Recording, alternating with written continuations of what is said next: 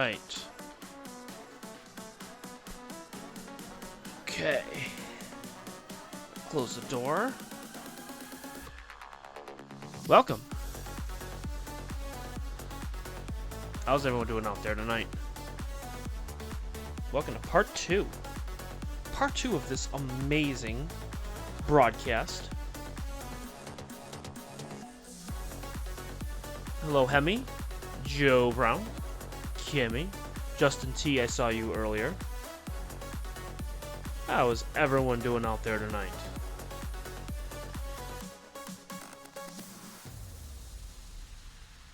We might be okay. Let's see how does the top look. Oh man, if I could just move it over just a slight bit. Oh man, I can move it over.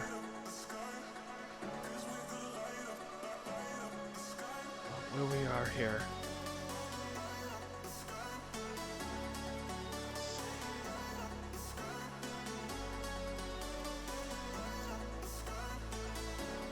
Alright, let's get this party started here.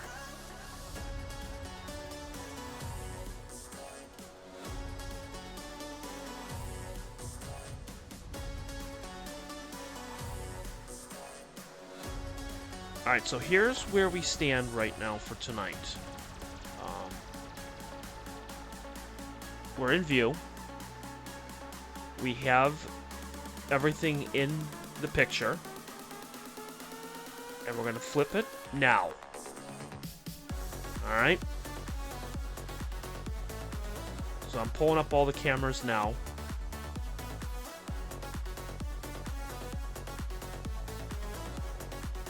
Right. getting everything together here. So we're taking a 9-second or 7-second exposure on the finder right now. Wide field's coming up in a second. Canon's coming up in a second. So we're getting everything coming up now here.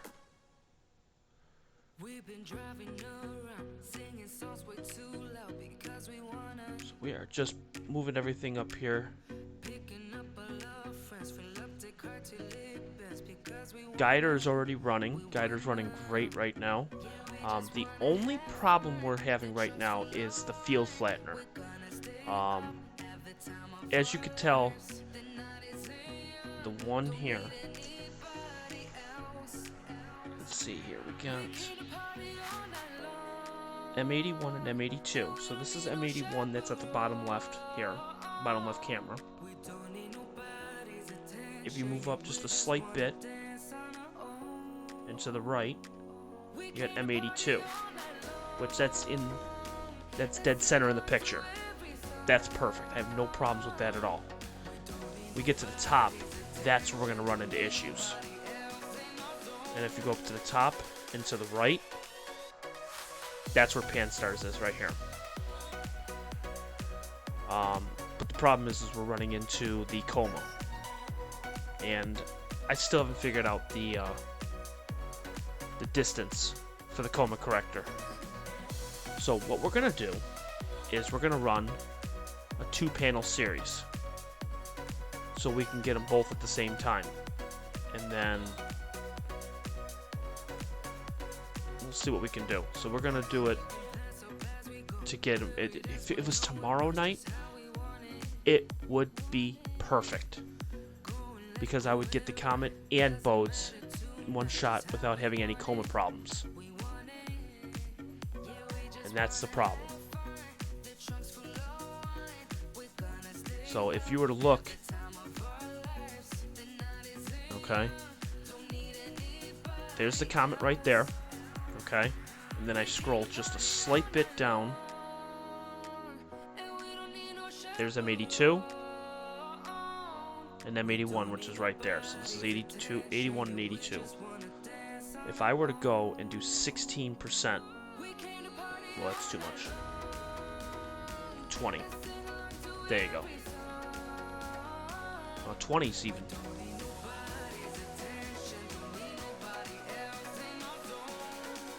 Yeah, there's the Comet. Yeah. Okay, so where is it on the other one? Because we may have to do a mosaic.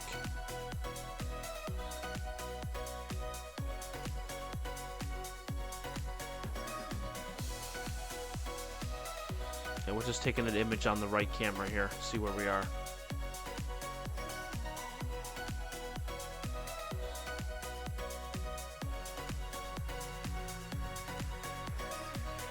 Oh yeah, we're boy.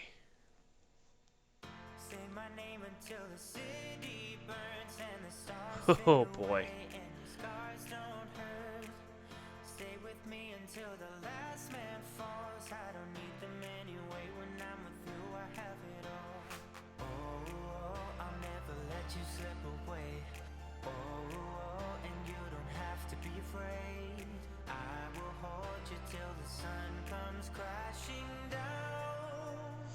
So that's the night I'm gonna have tonight.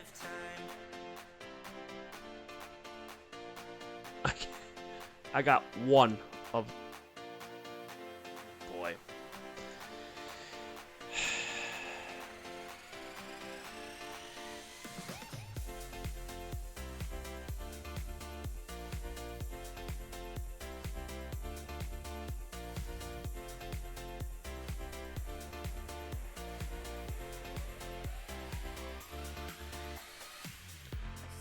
Alright. So here's what we're gonna do. We're gonna get this. Guider's fine. I'm not worried about that. We're gonna get this centered on the one scope. I don't really...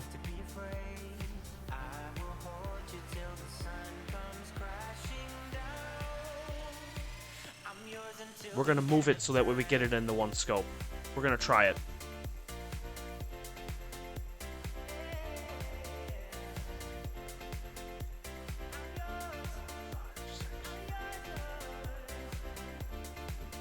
We're going to get this in the QHY.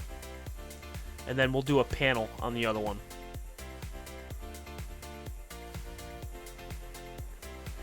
5, 6, 7, 8, 9, 10, 11, 12. Say my name, stay with me till the stars fade away and your scars don't. Say my name, stay with me till the stars fade away and your scars don't. Your scars don't hurt.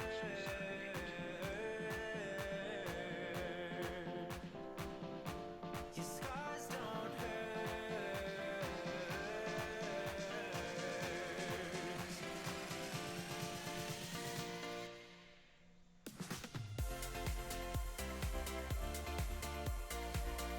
Alright, so now we got both of them in view now. Okay.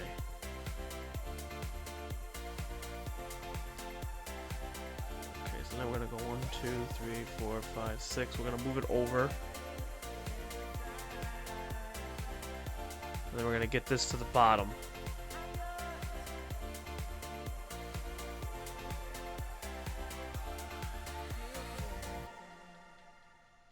Let's see if I can get the comment on the QHY. Should be able to.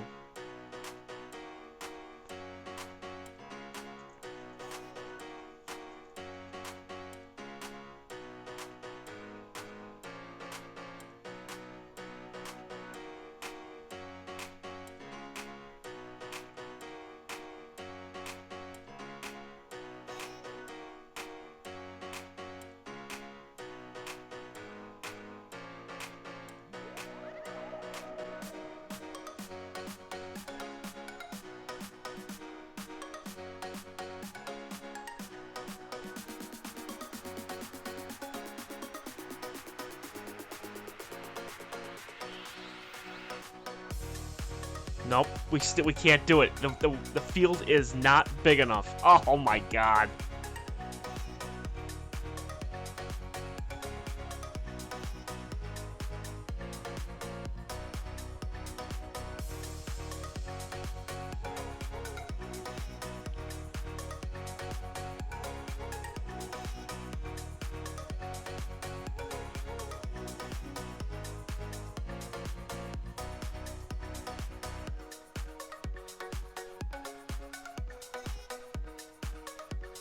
Yeah, it misses it by just so much. So what I'm going to do is, like I said, I'm going to do a panel of the QHY. That's what we'll do. Okay. That's what we'll do.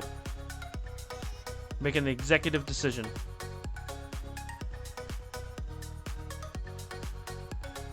Alright. Where is it on the other one?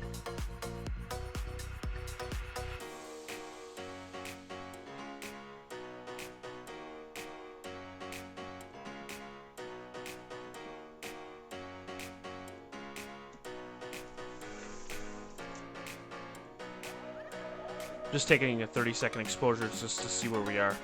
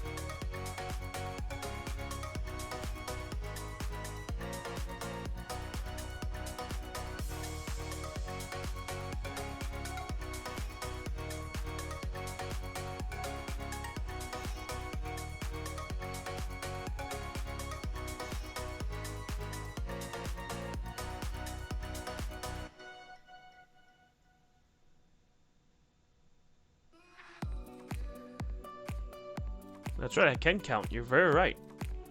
I can count.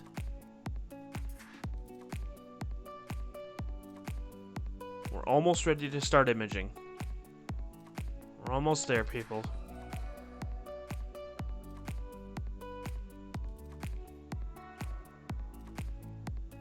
Even with plate solving, I'm still... We need more cowbell. You're darn right we do. Moving in the right direction.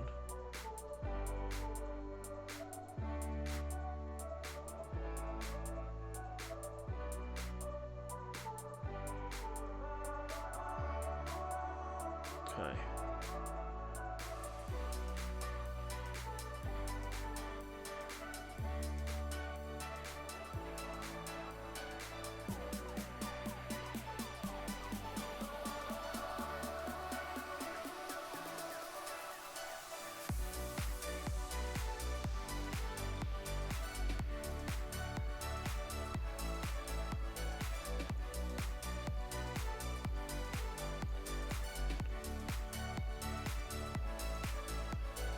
I gotta move it over to the side. That's fine. As long as I can get it in the middle, that's fine. Okay, that should be perfect right there. Okay. Are we ready, everyone? That just took 18 minutes. I apologize.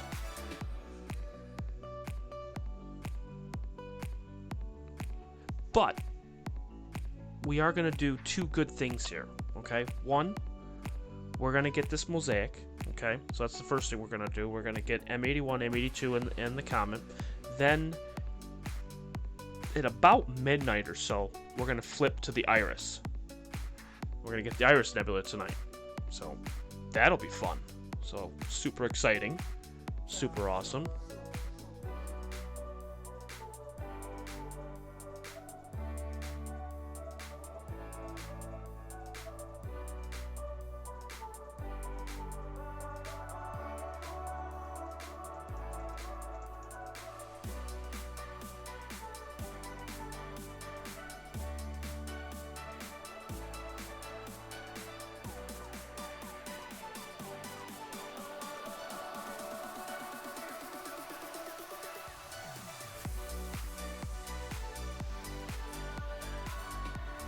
Alright, now we're going to start the guider.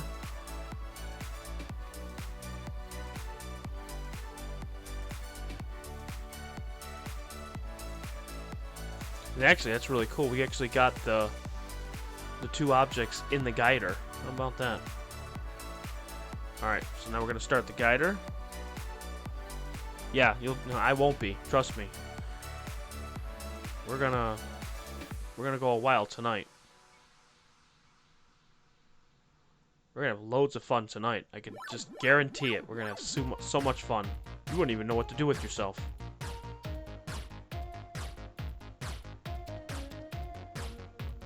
That's perfect right there. Now what we're gonna do is we're gonna get the focus ready, and then we are golden.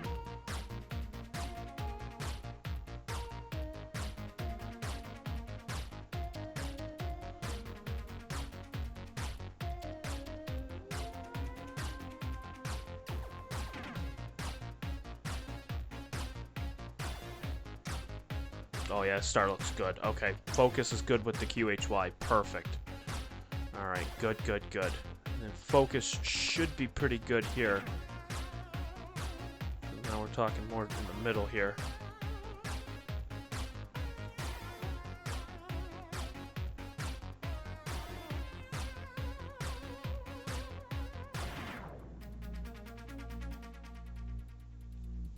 Alright, we're gonna get this ready here. Oh yeah, we're perfect. Okay, good. That one's good.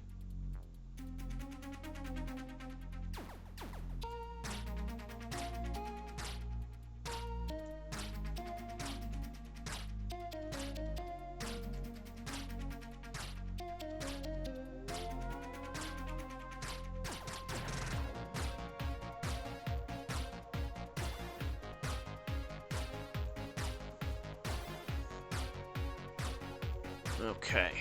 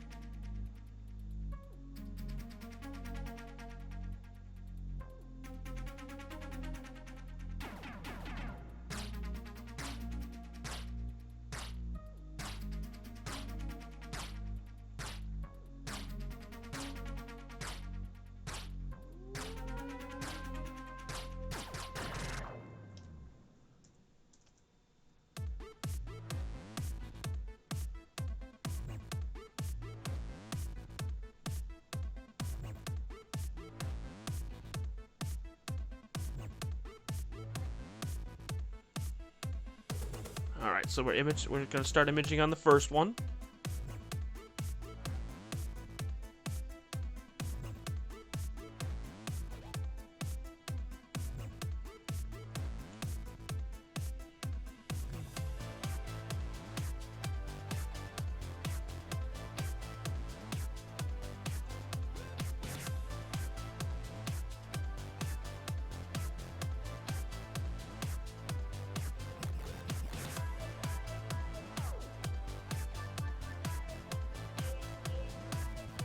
Alright, and then we're going to start imaging on the second one. Okay.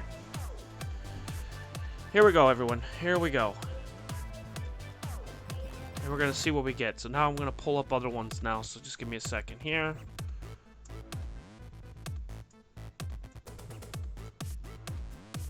Alright. I'm also going to get the Canon camera up here, get that ready.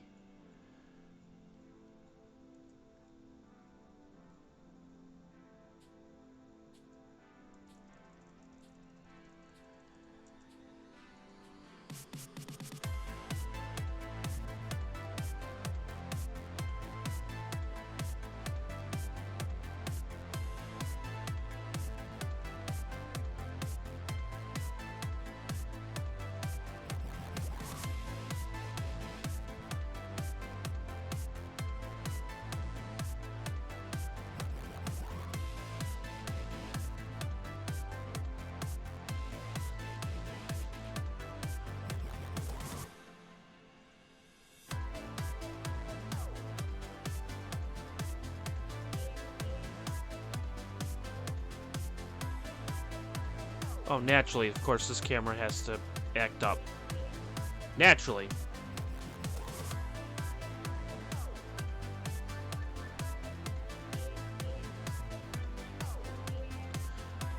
That's the night I'm having tonight. Okay, then.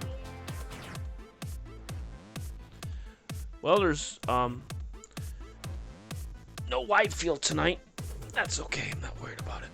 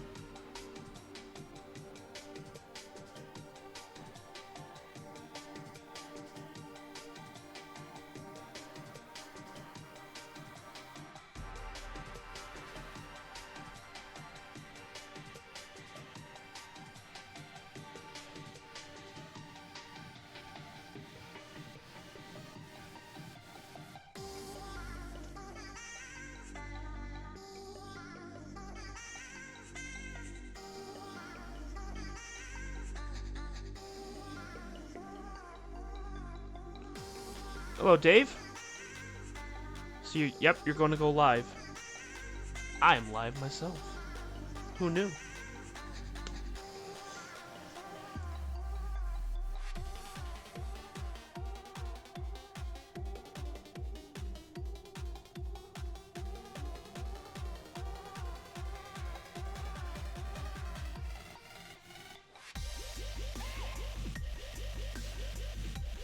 There we go.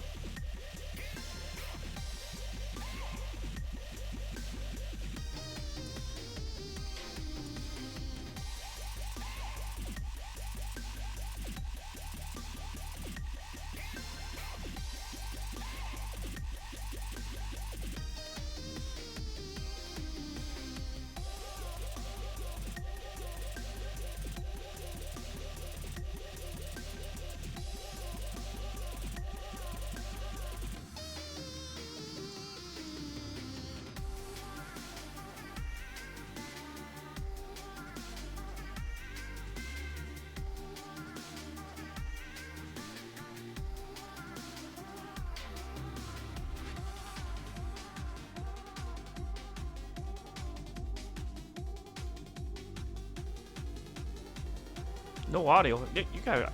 I didn't say anything. 600 seconds. There we go.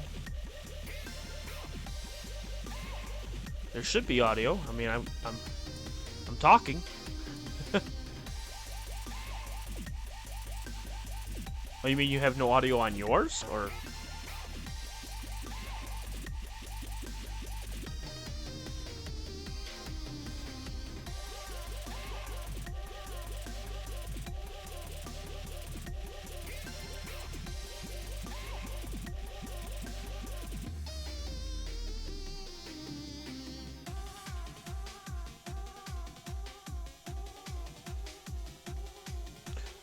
The one that I'm going to be really getting, I'm really looking forward to, is the iris. And the only reason I'm not getting the iris right now is because it's not up yet, like where I can get it.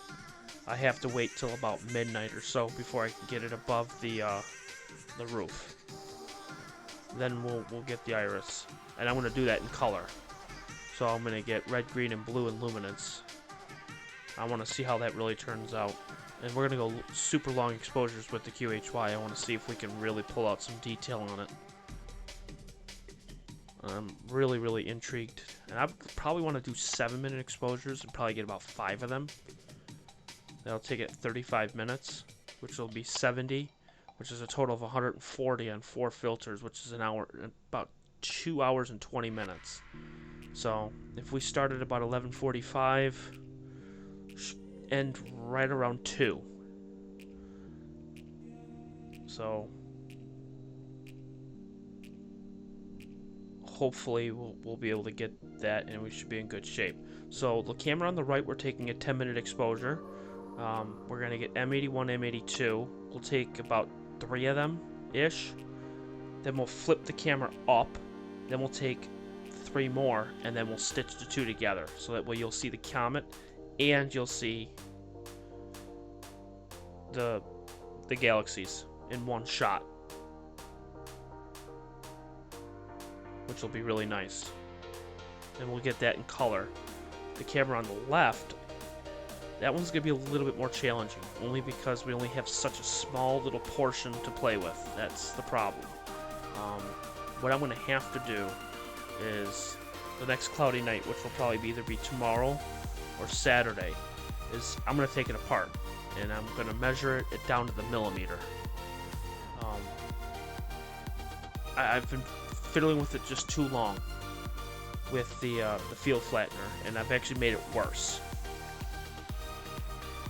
The problem is you need a certain amount of space between the sensor and the field flattener, the actual glass. And I have a filter wheel between the 2 of them, because I'm going to do luminance red, green, and blue. The problem is you can't take the filter wheel too far from the sensor, or you're going to start getting chromatic aberration around the edges, because that's only an 1.5 inch filter. In other words, take your finger, or take your fingers, like put it as a circle between your thumb and your index, and put it close to your eye, and then pull it out further. You're noticing that circle's getting smaller. Same thing with the sensor, is that as it gets further away, it's going to start catching the edges of that filter, and I don't want that to happen. So that's why it's got to be as close as possible to the sensor. So that means that's about 1.5 inches to 2 inches, the width of the filter wheel. Then you put the field flattener after that. So that's where I'm going to run into problems. I don't know how far, so I may have to get extra spacers with different distances and then test that out and see what we got. So I'm working on it. So it may take some time for that. I may have to take it all apart and figure it out. The QHY, I got it down to a science. The corners and the ends look phenomenal. I got the field flattener and the coma corrector and the field focal reducer on this, and it looks great. So I can do mosaic without any problems at all. And the image on that is done for the camera on the right. And we're going to see what we get. It's going to be very interesting to see what we get.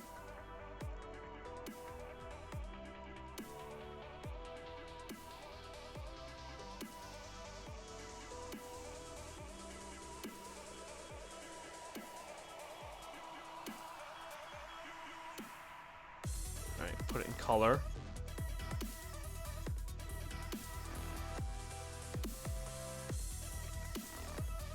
Oh, stars look absolutely pinpoint tonight. Oh my god, they're just beautiful tonight.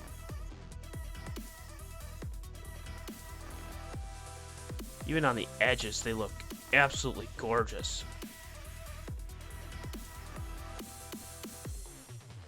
Oh, that is just beautiful. Oh man, that's gorgeous. Oh, I can't wait to do a stitch for this one. This is great.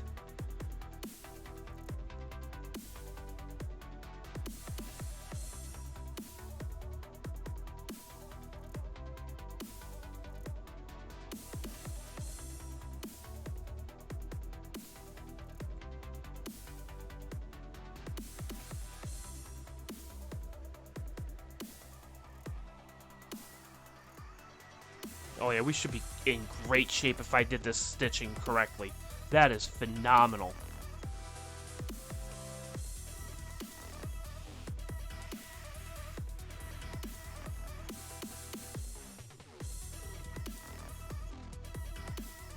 Well, that looks good too. My question is, what does the galaxy look like? Yeah, it looks like it's pulled a little bit. Yeah. That's what I was afraid of.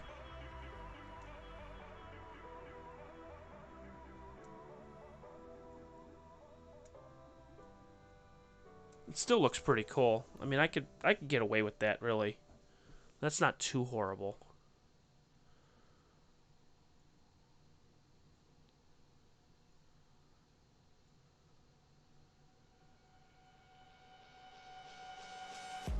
What do you think? Can I get away with that? It doesn't look terrible. Because if that's the case, then I can move this and I can get the comet in both of them and do a mosaic on both. And that's not bad. That's a 10-minute exposure. Let's see what it looks like at 75%. Maybe with some post-processing, I bet I can probably fix it.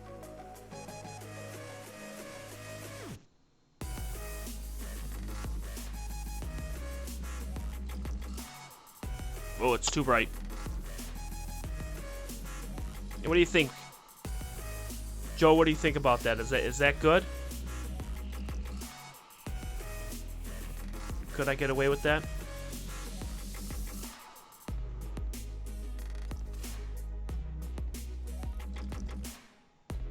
I could probably get away with that.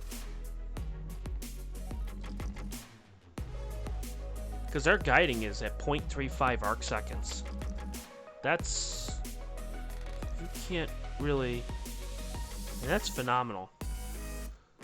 Which means that with the Canon, I'm going to blow this out. I'm going to do... I'm going to say...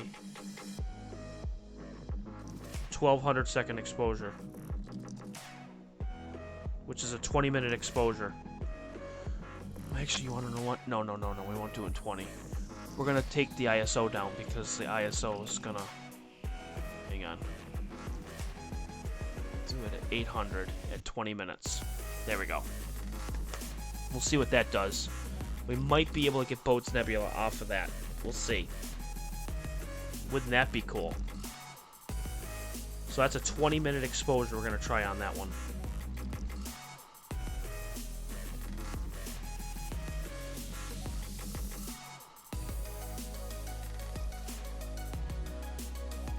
Yeah, I'm pretty happy with that.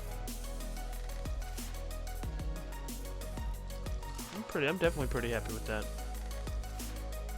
Let's look at the overall picture. Yeah, we'll move it up a little bit here.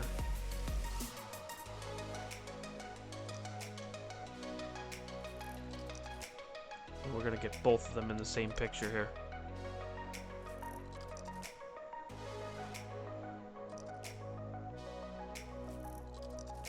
Right there. Get both of them in the picture on both of them. How about that? That's perfect right there. Alright.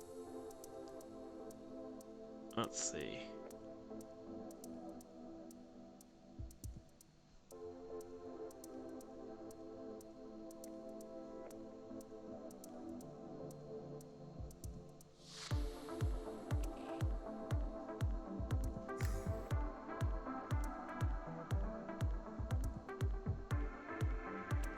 That's a 10-minute exposure, so that's pretty darn good. That's like literally right on the fringe of it going on the coma, so. And there was a satellite that went through too. How about that? Huh. Interesting.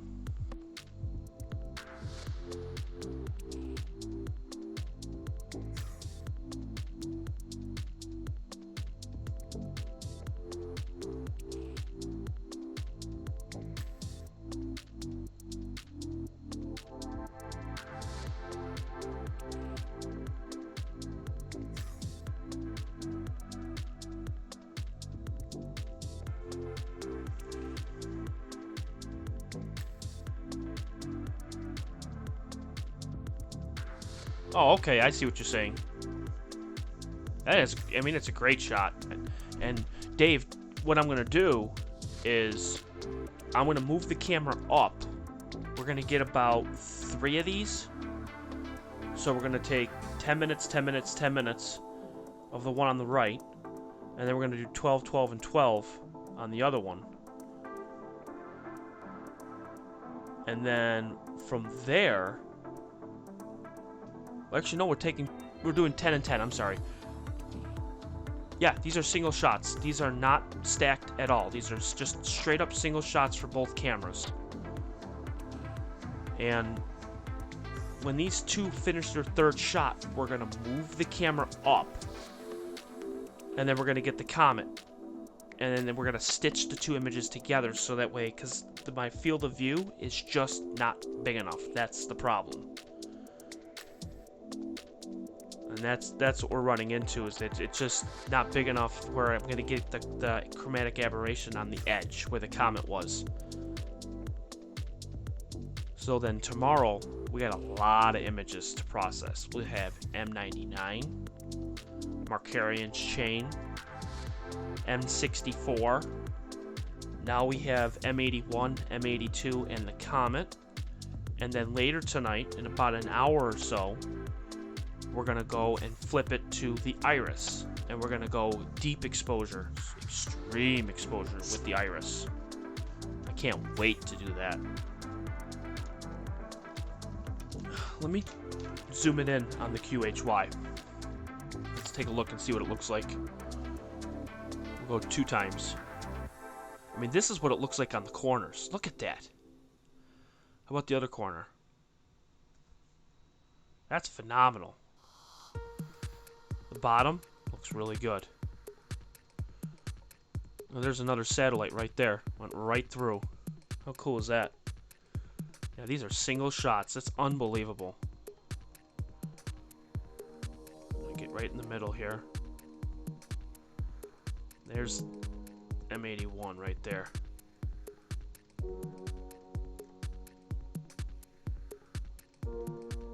There you go. Now you can really see the wisps around the galaxy and everything right here. That's so cool. And then if I go up, and then to the right, M82 is right here.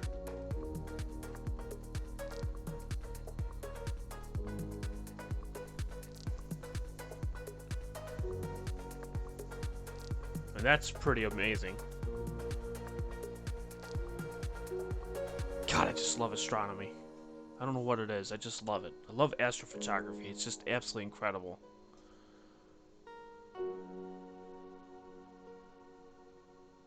And this one should be just about done It's gonna take its next image, so we're gonna watch the stars move and see if there's any drift at all or anything. Let's see. What do we got? What do we got? What do we got? The guider has been absolutely dead on. So, oh, that's phenomenal. The stars are pinpoint. Wow.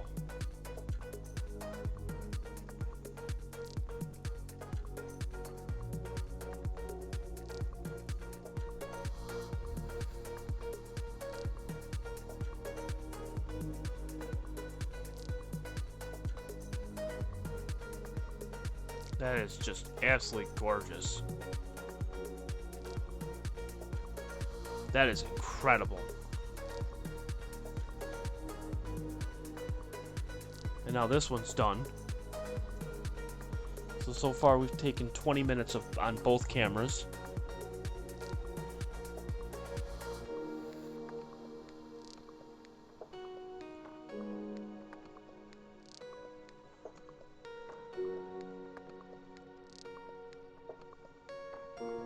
Oh, excuse me.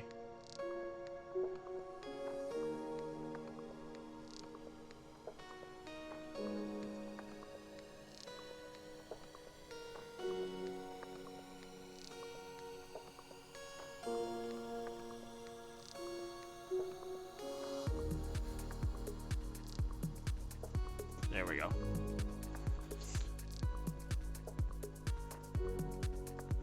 I put my phone on the charger here.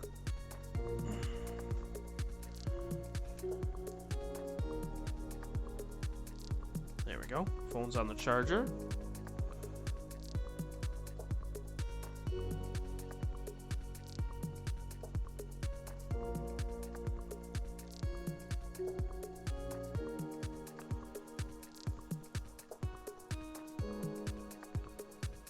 How are we doing on the Canon? We're at 500 seconds on the Canon. Because we're going to do a 20-minute exposure at 800 ISO. So that one's going to be interesting to see what we get with that one. That's at 35 millimeters. It's a macro lens. It's not the greatest lens in the world, but it's one that I picked up super cheap, so I wanted to see what we would get. You never know. It's something interesting, so I don't know. So we'll see what we get with that. You gotta adjust that. There we go. Ah, Joe, you're funny. Well, Joe, that's what's called a passion. That's called a passion. An obsession is what this is. Man, guiding is just dead on. It has made how many corrections in declination? Let me see. I gotta see this. Wow. So in the last 100, so about 350 seconds, it's made 1, 2, 3, 4, 5, 6, 7, 8, 9, 10, 11, 12, 13, 14, 15 corrections in the last 6.5 minutes on declination. That's crazy. Which means I am almost perfectly dead on for guiding. That's crazy.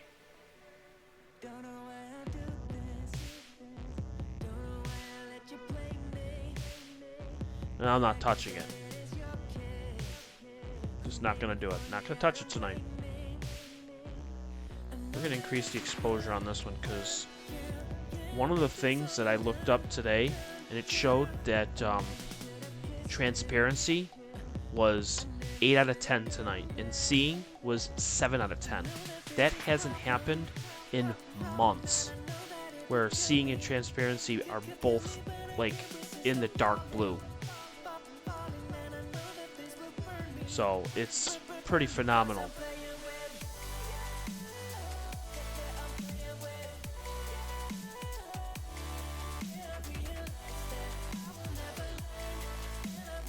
And with no moon or anything, I mean, you can't go wrong with this at all.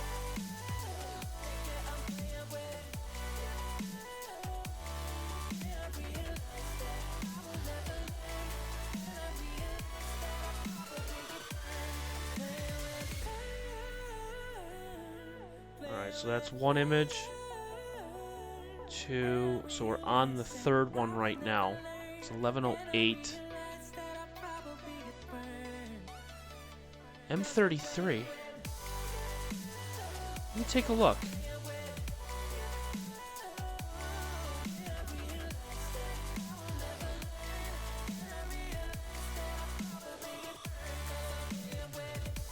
Oh yeah, M33. I've done M33 before. Yeah, M33 is the other pinwheel. But the problem is M33 does not rise until 2:43 a.m. And it won't be in view for me to actually image till 6:24 a.m. You know what that means? It means I'm not getting this thing till August. Yeah, I ain't getting that thing for a long time. But M33 is gigantic. It will fit in the QHY perfectly. And Andromeda, I would need to do a mosaic. That's how big Andromeda is. We're doing small, little tiny galaxies.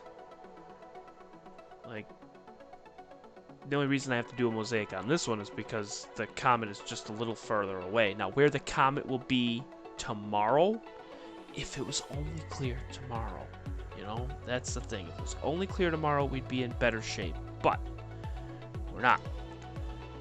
I'll tell you exactly where the comet will be tomorrow. So if anybody out there is imaging tomorrow, the comet that we are getting, that you don't see yet, is panstarrs. It's one of the other brighter comets in the sky. The other one was Swan, and Atlas were the other two. I've gotten Atlas a couple times. Swan is just too far below the horizon. But good news is in 2 days, Saturday morning, if you're feeling eager, Dave, I don't know if you're feeling eager, but if you want to, Saturday morning at about 5 a.m., you can actually catch Atlas and Swan actually pass by each other. Just saying. If you want to get it. Totally up to you. Just saying. Now, where the comet's going to be as of tomorrow.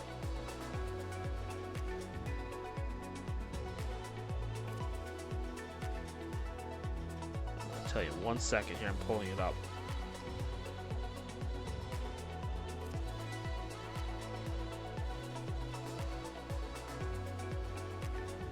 Here, I'll show you. What I'll do is I'll move it up a little bit more so that way I can get it right dead center here. The comet would be just a slight bit above these three stars right here. It would just be just barely off the screen. So I would have to move it down just a little bit more, but that's where the comet would be. That's for tomorrow. So that's not too bad.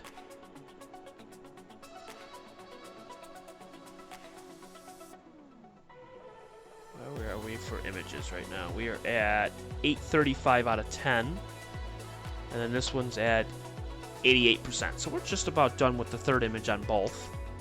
That's good.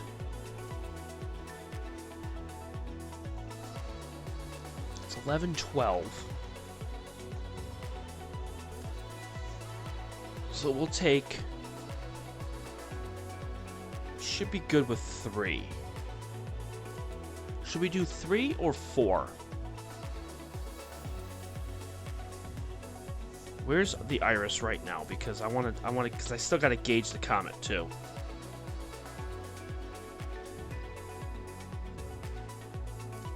Iris is sitting at 34, so if I were to do another half an hour, that'll take me to 41.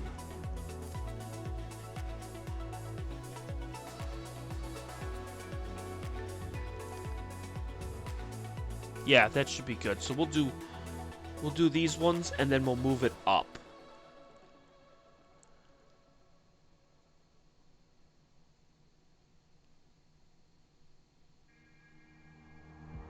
Because that'll be 30 minutes. That's not too bad. 30-minute exposures is not bad.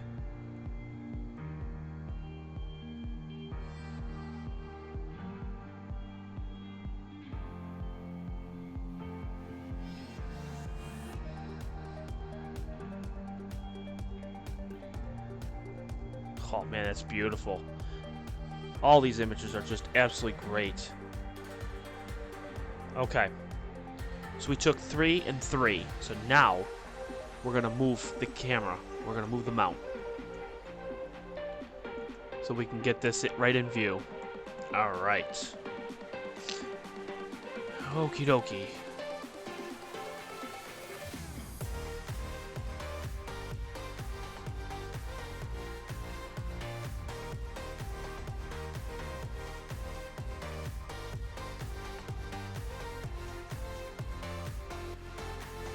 Okay, we're gonna take this one and move this one down. So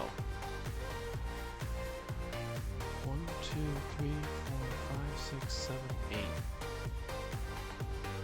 Okay, perfect. 1, 2, 3, 4, 5, 6, 7, 8. Keep going. So that's it right there.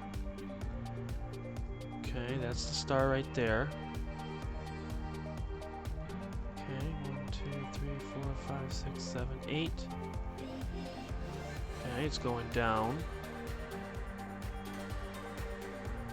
Okay, that's it right there. 1, 2, 3, 4, 5. Okay, bringing it down there.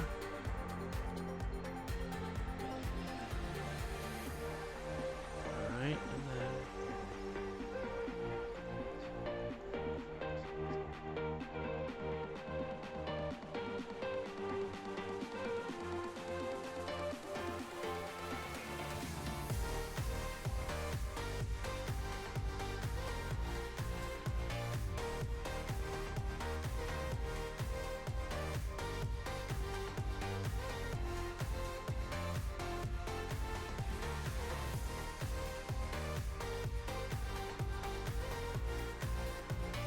Okay, where are we right now? I want to see. We got the comet in view.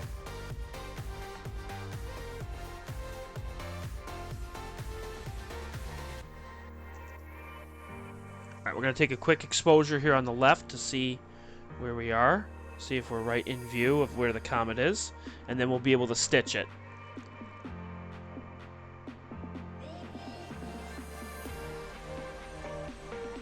Yep, perfect. Excellent. And it looks like it's right where I want it to be, too. That is perfect. The comet is going to be right there. That's beautiful. Excellent. So then I'll be able to stitch this without any problems at all.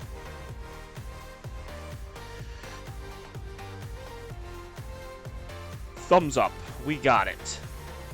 Now, what does it look like? Oh, excuse me, I just burped. Oh, that was a big burp, sorry.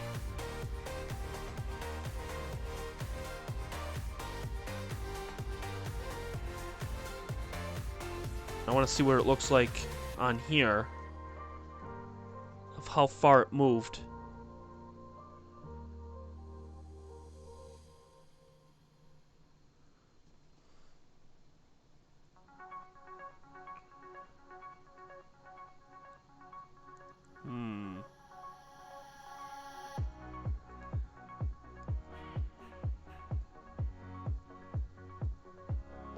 There's the comet there.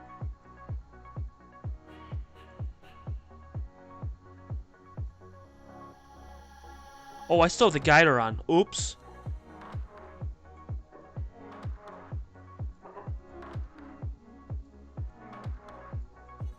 I knew something wasn't right. Alright, let's try this again. Hello, Mr. Eric. How are you today?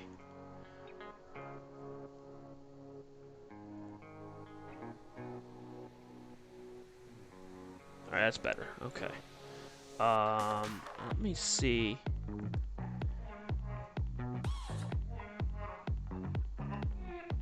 We should be okay.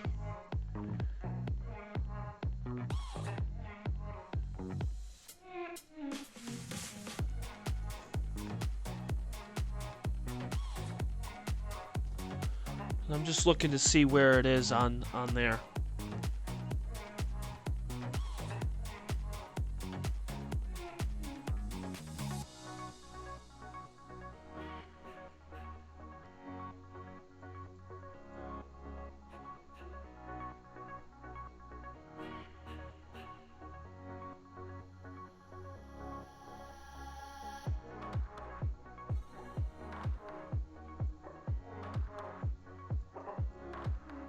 We should be okay. Oh yeah, we're good, because I can see the 3 stars there. Okay. Yeah, we're good. Perfect. We are good. Alright, let's go for it. Let's do it.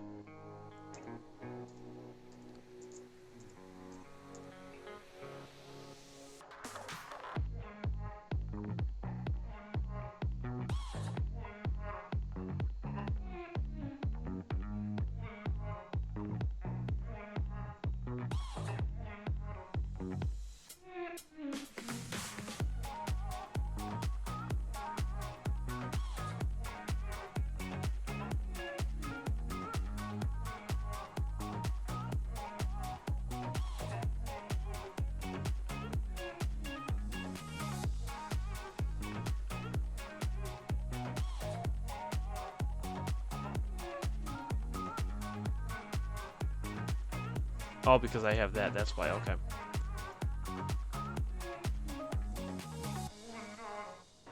There we go. Alright, so now we're taking an image on there. We'll pick a star right there. And we're going to guide. Okay. And now we'll do 10-minute image here.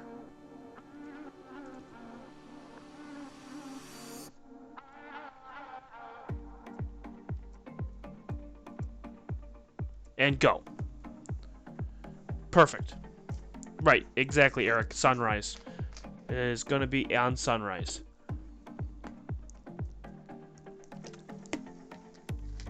Perfect. So we'll do a half an hour. This should take us to about 11:45, 11:50. Then we'll flip it to the iris.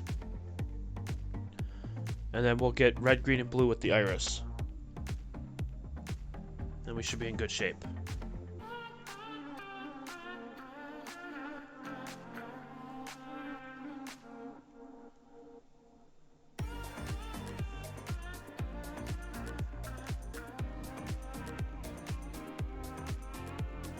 How's everyone doing out there tonight? Oh yeah, by the way, that 20-minute exposure finished. I completely forgot about that. Oh, and I moved the mount too. Oops. Shoot, that's my bad. Alright, we'll take another one. Oh my god, I forgot. I forgot I moved the mount.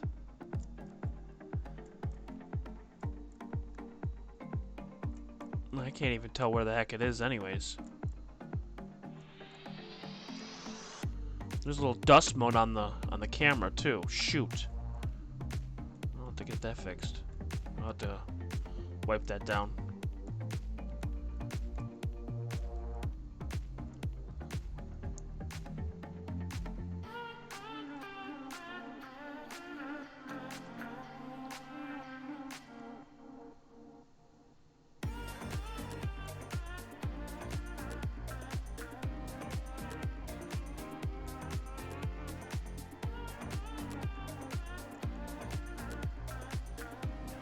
Yeah, focus is good on the Canon camera, and I fixed the chroma too, which is nice.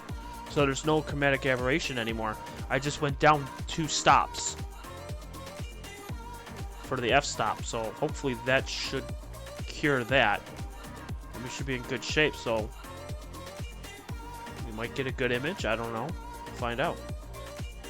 If I didn't move the damn mount, I probably would have had it. That's okay. We're going to take a long exposure anyway, so we're in good shape. But you could tell, which is really cool, is you can actually see how much I moved the mount. Right there. So you can see how I moved it from left and then down. That's kind of cool. But I can't even tell where the heck the object is in this. It's like a huge star field, so we'll figure that out. We'll figure that out later.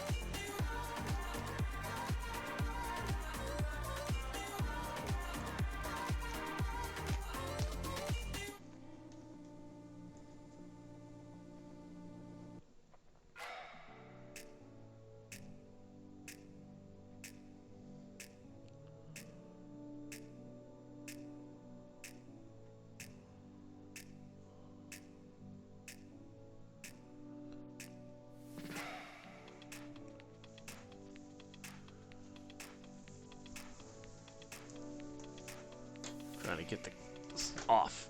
Come on, get off.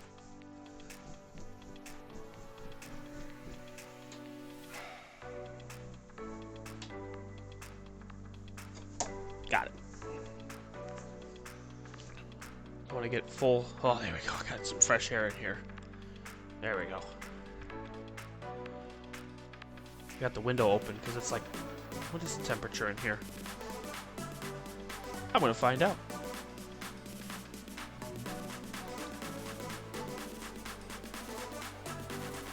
The temperature in here is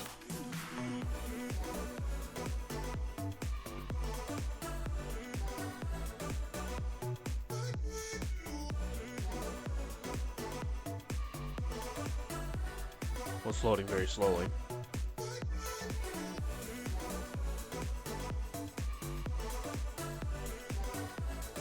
There it is.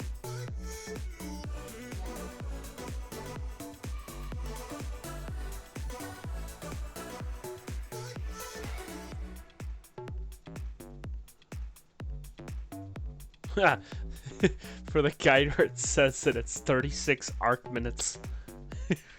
36 arc seconds of error. That's hilarious. That's because when I moved the mount, I was still guiding. That's awesome.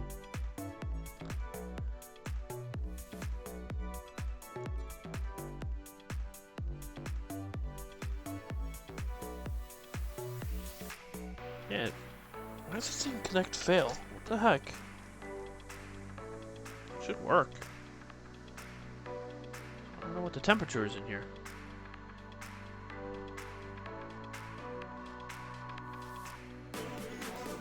Huh.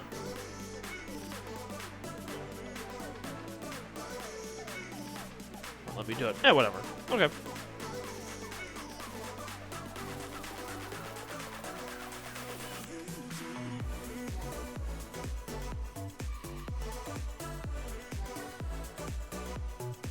We got about 4 minutes left on the Meade camera.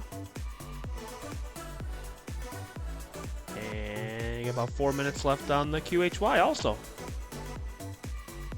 Nice.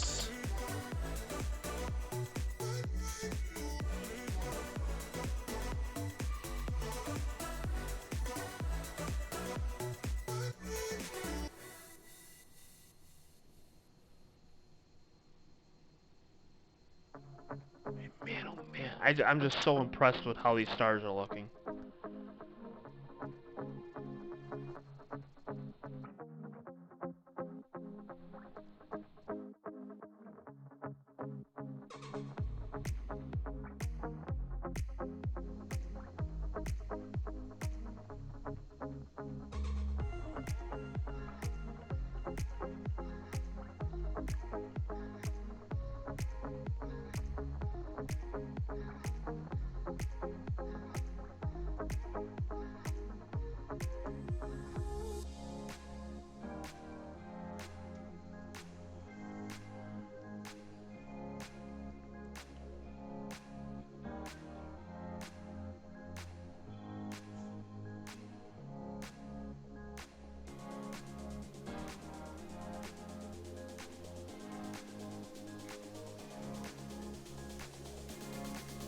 So we're going to be getting the first time for Mosaic.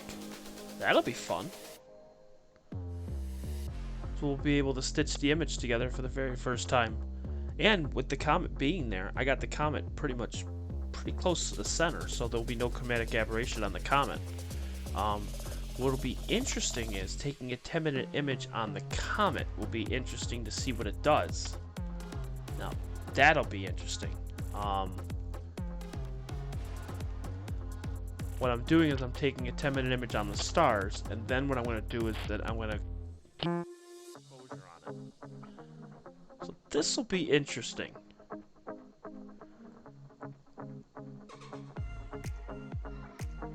Kind of intrigued to see what this looks like. Has anybody ever taken a 10-minute image on a comet before? I'm smiling from ear to ear, so I don't know what's going to happen here.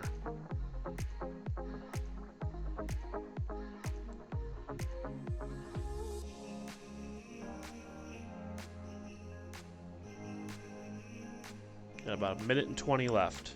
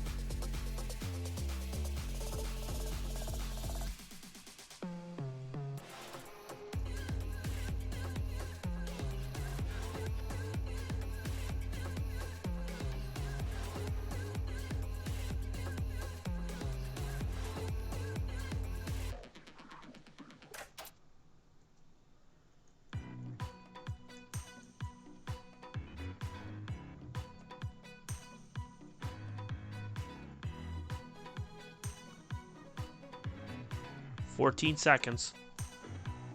And we'll get to see. Oh, the one on the right's done. I am super intrigued in how this is going to look. Oh, you can see it move. How cool is that? It started there, and then it went to here in 10 minutes. Look at that. How cool is that? Wow, that is really cool.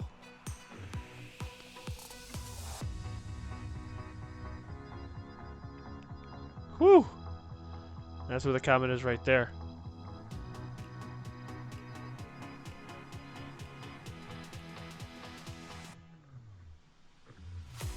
That is so cool. Huh! And of course, naturally, M81 and M82 would be just down here.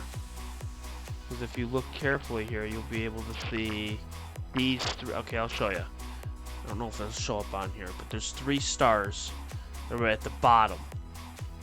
And that's what connects them. So we're going to take just a couple of these here. Oh, no. It's green only because I'm stretching the image. That's all. And it's got a sky glow filter on there. I really stretched the image big time. So if I were to take this down, you can see how it's more blue now.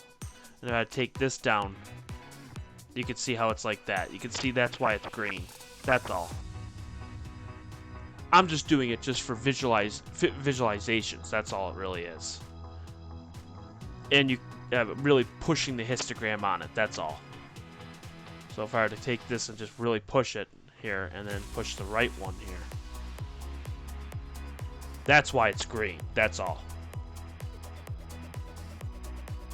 And it's got the sky glow filter. Eventually, I'd like to get the what is it? The tri filter, whatever that's called.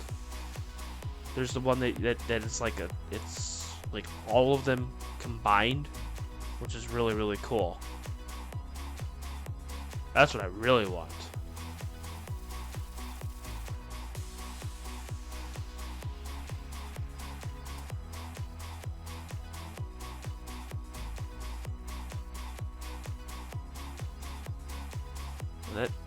The Canon image should be done, right? Oh no, it's not done yet.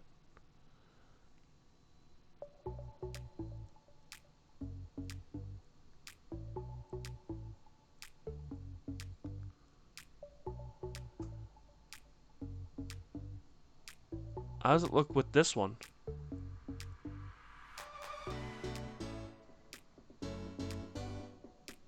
That's so cool. Ha! That's awesome.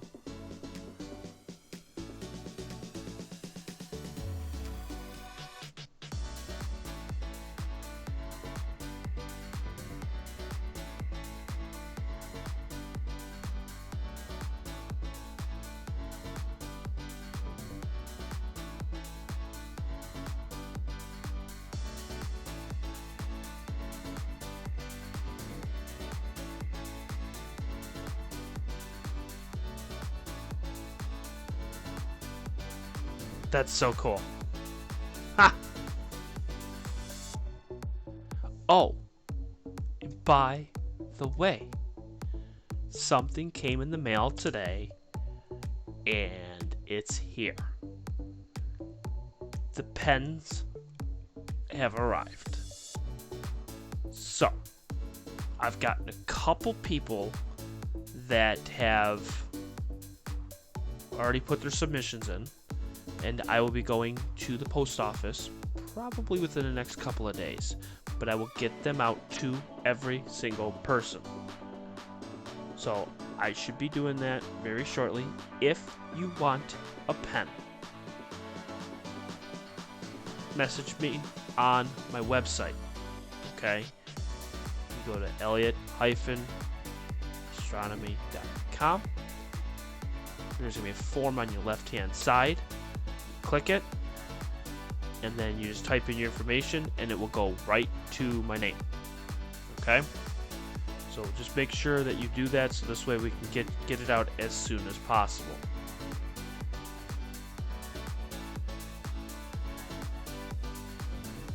So Jeff, if you want a few pens, let me know. I know Dave, if you want, I can send some to you. Joe, I could just drive to you. But I got 200 pens just chilling, just waiting. So you let me know. And if it goes well, who knows? I might get more.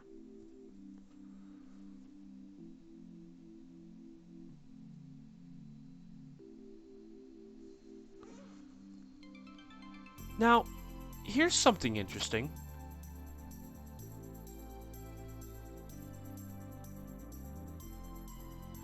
On the Finder, that's the comet right there. You can actually barely see a tail, just a little bit of a tail right here. But that's the comet right there. I wonder if I can increase the exposure. Let me try that and see. Let me go to 25 seconds. And then reduce the gain a little bit here. Let me try that and see.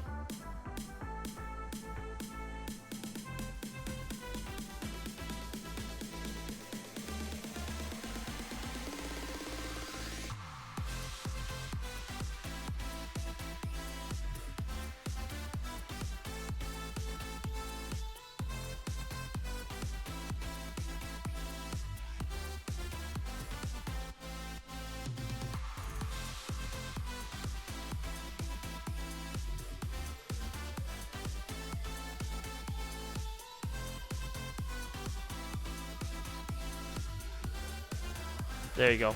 So you can just barely see the... And look at that. You can even see a little bit of a tail right there. That's the comet right there. And what I'll do is I'll capture a series. And every 25 seconds, you're going to see this comet move. That is so cool. Again, this is a Finder. That's just incredible. Just amazing.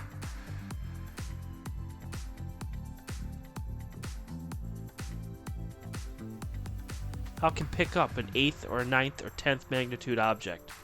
And it could just do it with ease.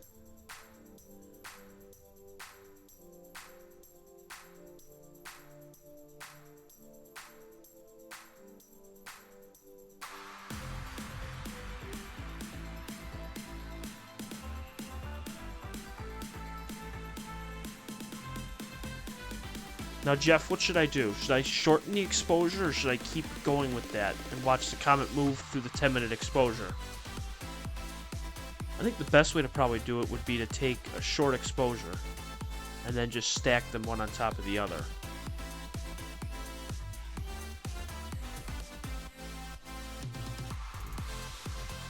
That's what I'll probably do, is once we get this, we'll get the stars the way I want it. Now we'll just take short exposures on the comet.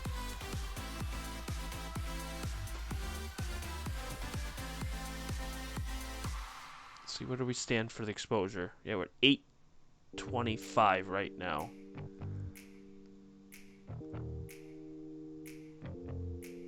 So as soon as this one's done, then what we'll do is we'll do short exposures on both of them.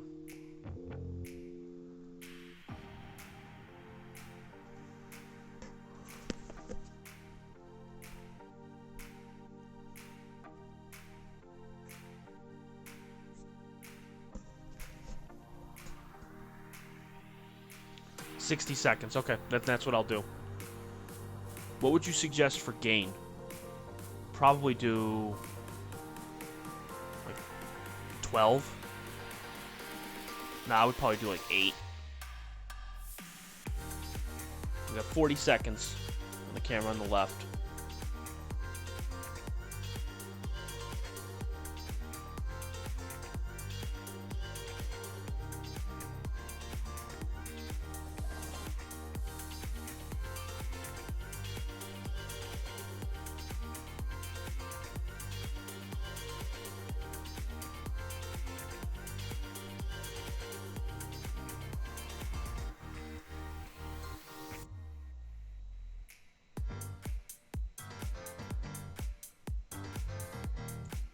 Well, I can't do 400.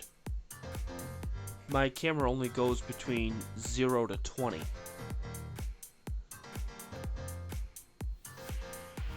Alright, that image is done, so now... Perfect. And then we'll stop there. And then we'll do 60 seconds.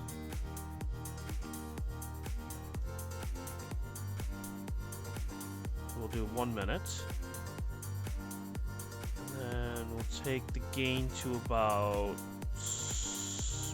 I'll do 8.58, see what it looks like here. It's just a quick one. Oh, man.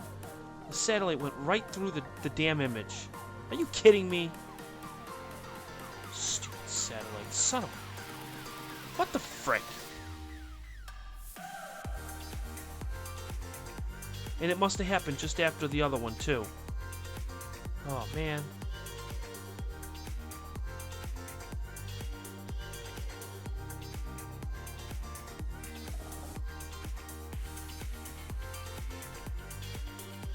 Let's see what this one looks like at 60 seconds. We'll see. And gain 0.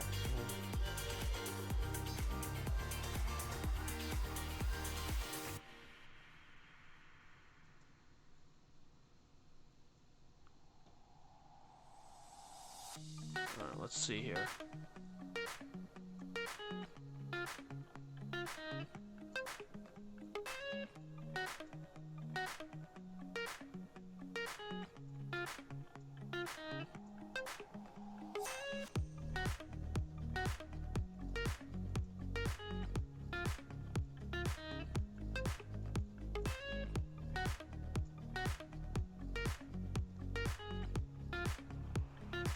Gotta find the comment. Find the comment. Where are you?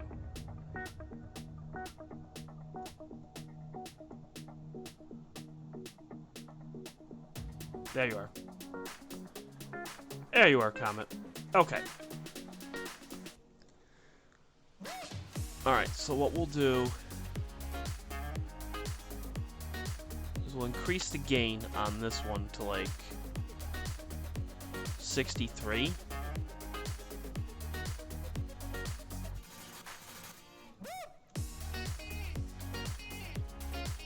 See what 60 looks like at 63 gain. We'll see what that looks like. Gain equals 3, offset 118.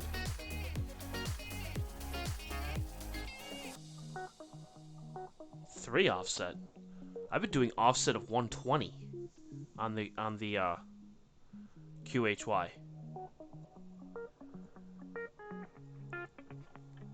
Oh, 1 minute looks actually pretty good.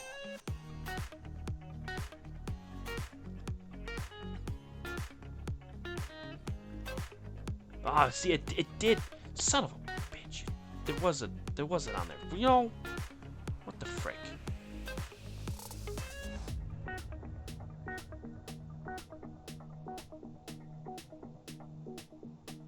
That actually looks pretty good. I can't complain with that. Jeff, what do you think about that one? That's 60 seconds at 8 gain. There on the camera on the left. Oh, okay, offset 118. Okay, gotcha. Okay. Oh, gain 3, offset 118. Gotcha. That makes sense. It broke off. Okay. But if I do gain of 3, this is at gain 8. That actually looks pretty good.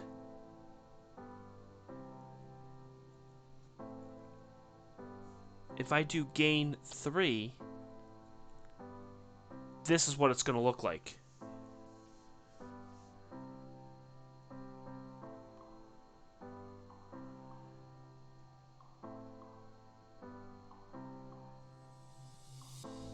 It'll come up in 40 seconds.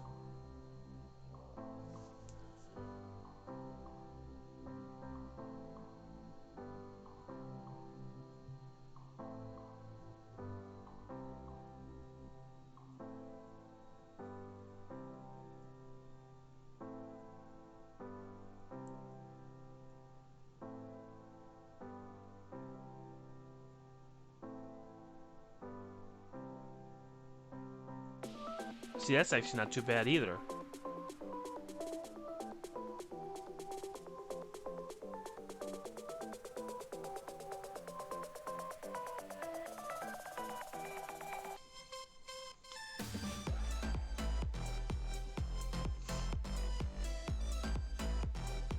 Yeah, see, that's too dark.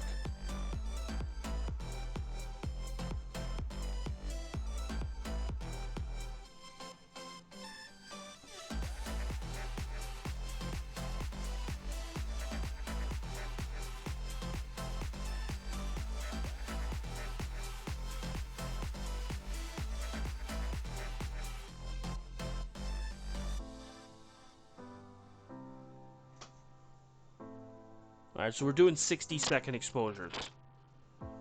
I definitely like the 60 seconds. I think that should be nice enough. I think that should be good.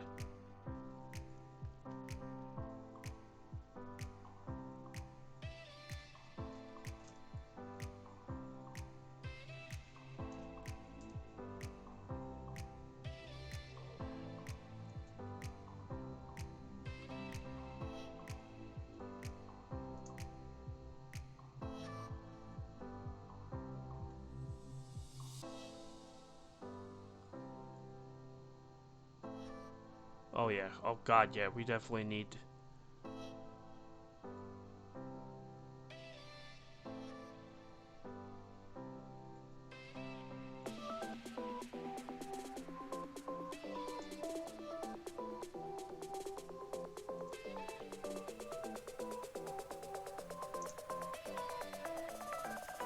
There we go. All right. Now we're gonna get it going. Mr. Mike, how are you tonight? Dark as night. It is dark as night. Mike, if you're just joining me, we were getting M81, M82, and then we're also getting Comet Panstarrs. And I'm gonna pull it up here.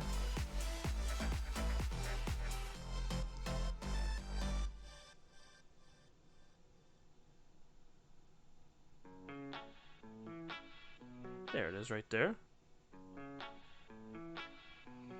And we're taking 60-second exposures, so this is the comet right here. what I'm going to do is we're going to back to this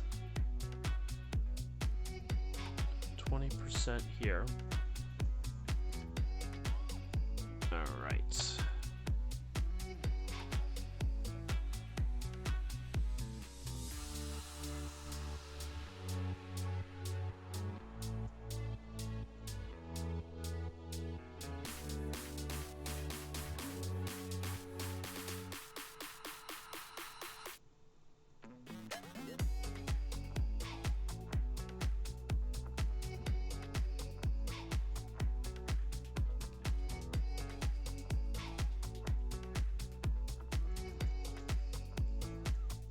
Alright, Mike, we're going to get this all set up and ready to go.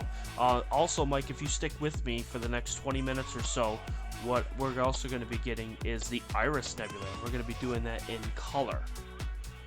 So we're going to, well, you won't see color tonight, but we're going to do red, green, and blue filters for the Meade camera, and then we're also going to get it in extreme exposure on the right for the QHY. It's going to be a long night tonight. We're going to be doing it.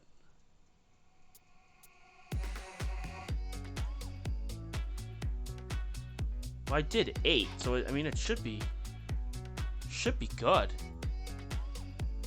What I want to do is I want to get a close-up of the comet, so you'll be able to see it. So just give me a second, I'm going to do it. You already up the gain still?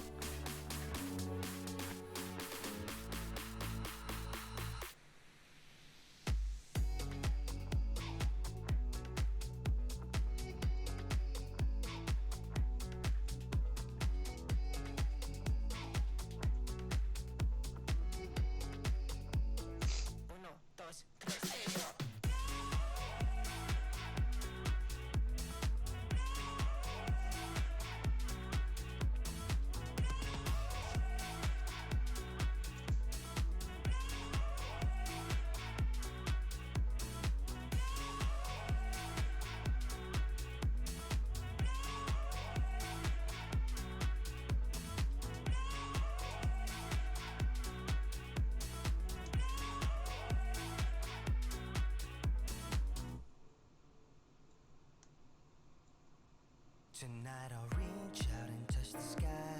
In the city of angels, feels like I'm coming home. With my head up in the clouds, I am searching for something, and I'm still hoping. 'Cause I Alright, here we go. wanna be in, not out, wanna make this all count. Yes, I wanna go crazy now, gonna make this all count. Make it bigger here. Feeling like a rock star, 'cause tonight I'm getting out of line and it's alright.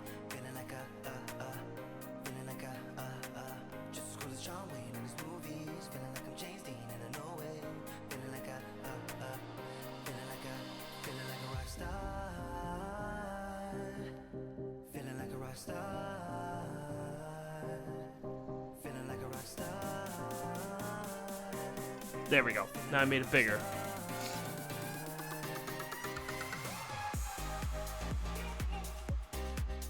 There we go. So now I got the close-up on this here.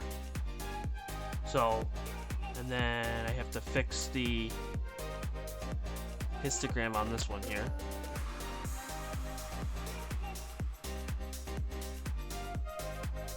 There we go.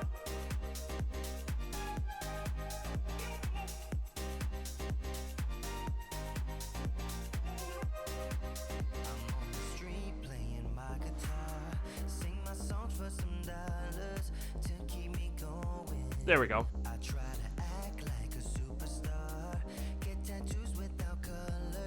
Can I go to 2? Oh, this is at 2, okay. Perfect, there we go. That's what she said. There we go. So now we'll be able to watch it move.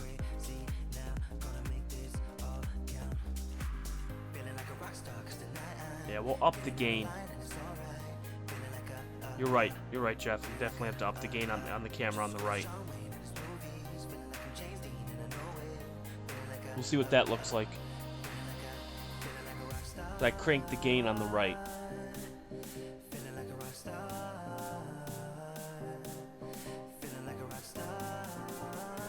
Let's see what that does. And then I'll change the curve here.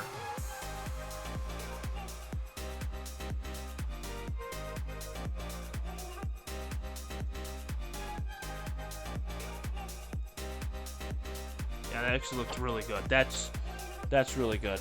Okay. I like that because you can see the tail. The tail's right here. So at 60 seconds, that's perfect. That's actually really good. Alright, good. Perfect.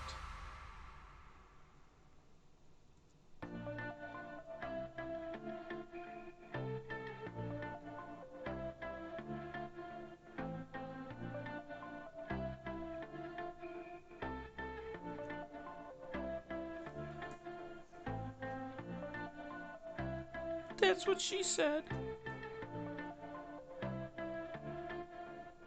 She said push the gain. Haha.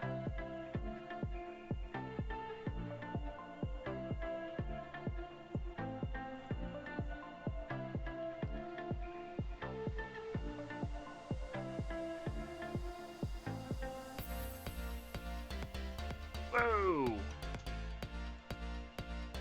Yeah, I really cranked the gain on that one. Oh, that's much better.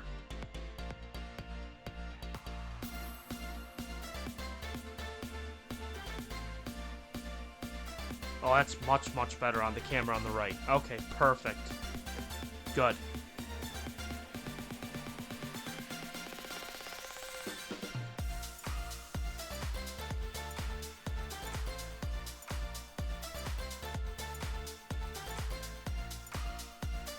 Giggity.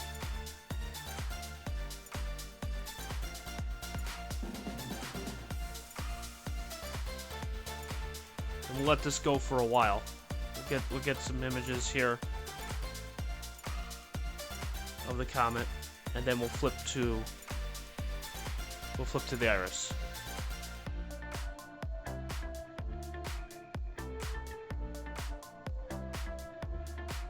Oh, and by the way, the camera is done for the 20-minute exposure too. I didn't see it. Let me just take a look at it now and take a look. Let's see what we got.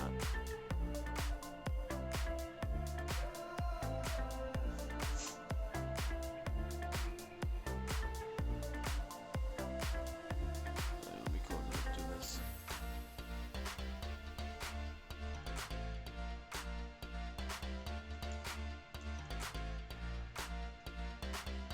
There we go.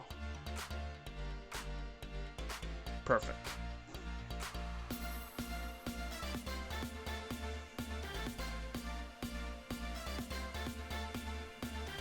The RMS error, that is with guiding, okay?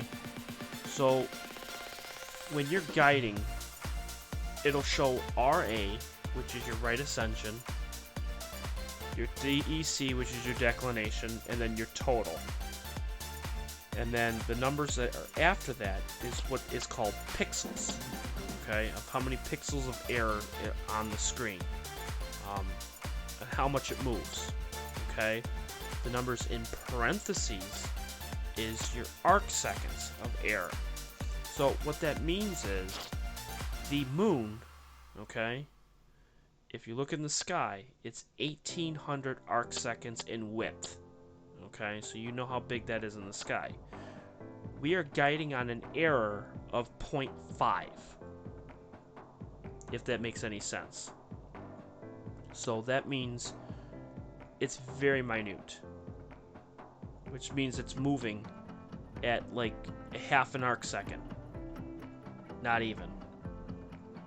So it is doing really well,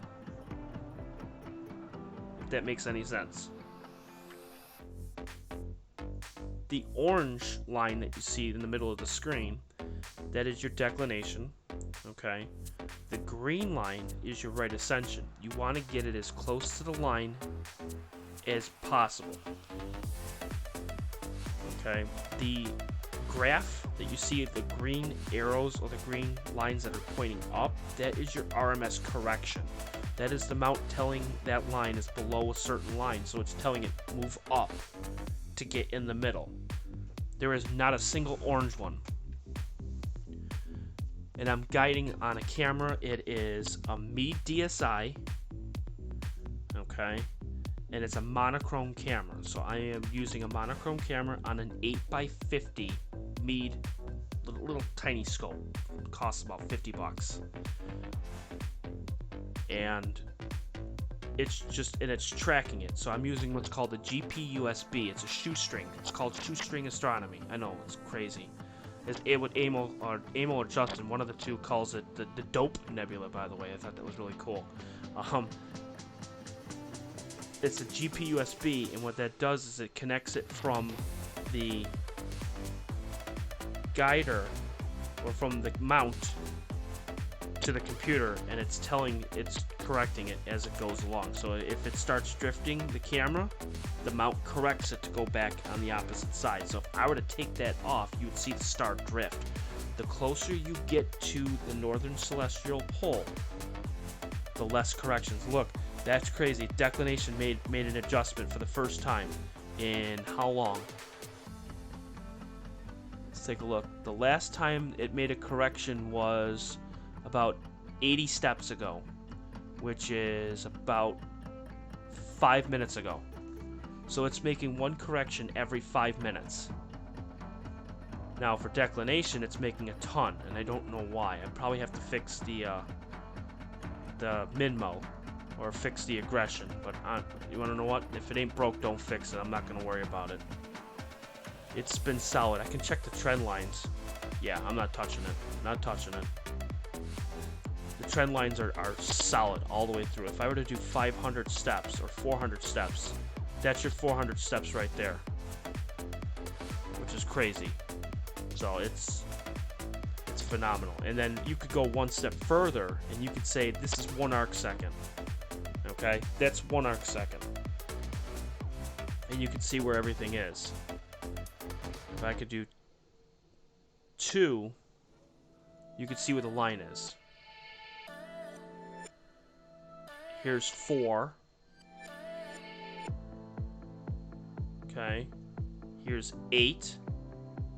And you can see how the lines are getting closer and closer together. So we might be able to get this as perfect as possible. We might actually witness perfect guiding. Correct, Mike. Correct. The better you have for guiding, the more round your stars are. The longer you can actually focus on an image. So if I were to experience perfect guiding, I can lock on a star, and you can lock on it 30, maybe 40 minutes, and there'll be no drift in the star at all. How did you polar align is the question. Well, polar alignment is actually quite easy. Very easy. Inside the mount, there's a hole. Insert joke here. There's a hole. And you put a polar scope in there. Okay, so the polar scope looks straight through the mount and looks into the sky. Now, inside that polar scope is a little circle. Okay? And then in the middle is what's called the NCP, which is the Northern Celestial Pole. Okay? And then you look through it, and you adjust the mount to get it just where you want it to be, and you see Polaris inside that scope. Now, I use an app called Sky Safari. You can use any app you want. You can use Stellarium, you can use Starry Night, you can use anything. Carte du Ciel, you can use anything. Yes, I did do it old school, and it works. I can't go wrong with it. As I said, if it ain't broke, don't fix it. But it works. then, and here's the crazy part. This is what a lot of people make mistakes on, is when they see it in the polar scope, it is reversed.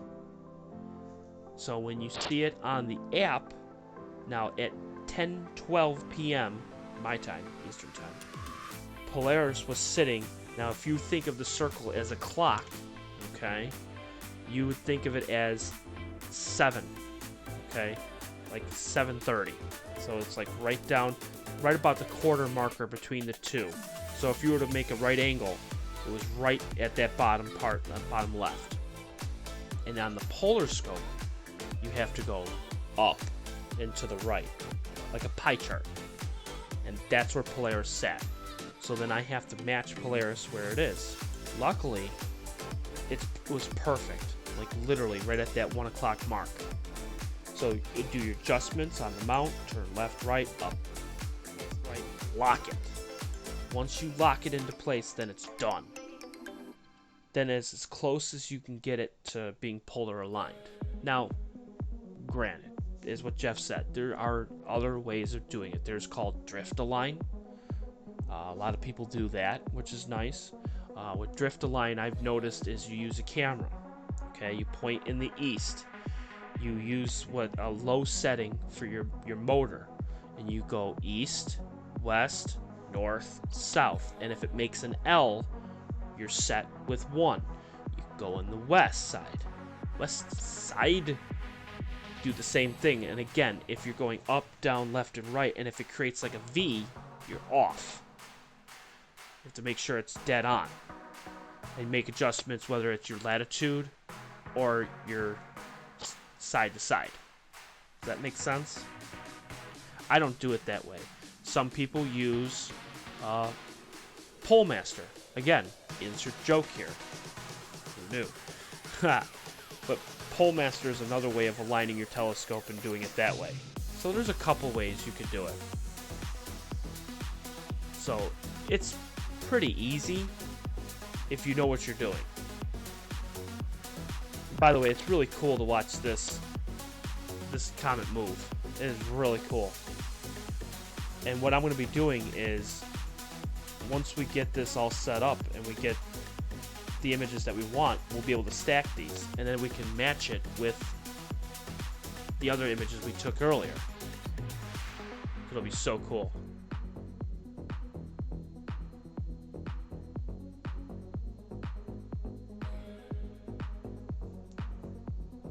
And then we'll be flipping it over to the Iris Nebula very shortly.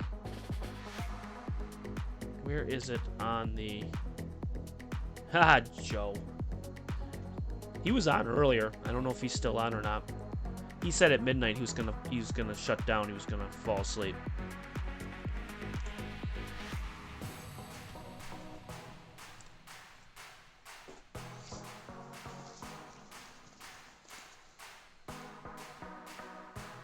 Yeah, I gotta blow my nose. Hang on 1 second.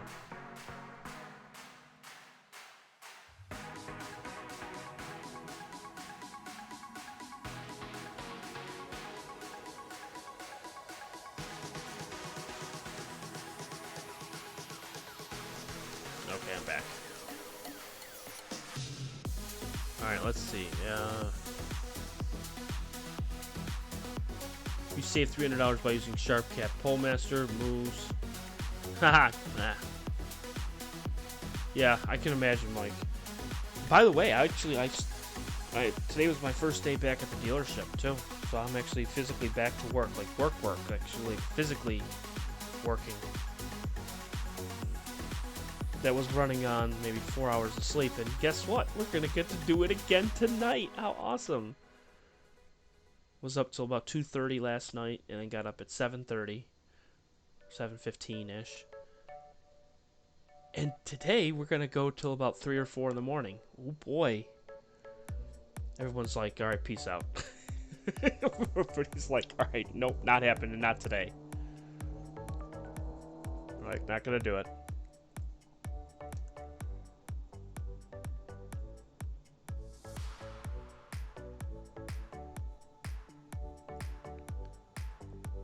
How cool is it looking in the Finder, by the way? I don't know if anybody noticed it or anything. But that is just amazing. I'm sorry, but like this right here, just super cool. 25-second exposure. We could actually watch it move. So if I let this go for about 25 minutes or so, it should move in the field of view. Should. We'll see if it does. That'll be really cool. That's right, you know it.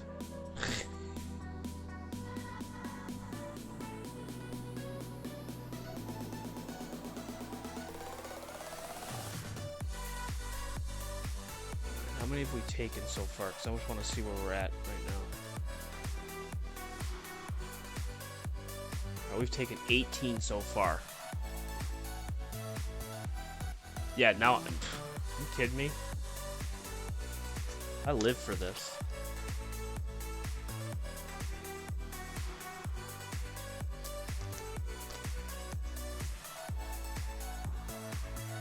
Emil, you want a pen? 'Cause I can send you a pen. Jeff, do you want a pen? Mike, I know you want a pen too. This is like Oprah. Everybody gets a pen. If you didn't know, my pens came in. Got 200 of them. Think about just going in an airplane and just throwing them, just like let them all go. It actually turned out really good too. I'm very impressed.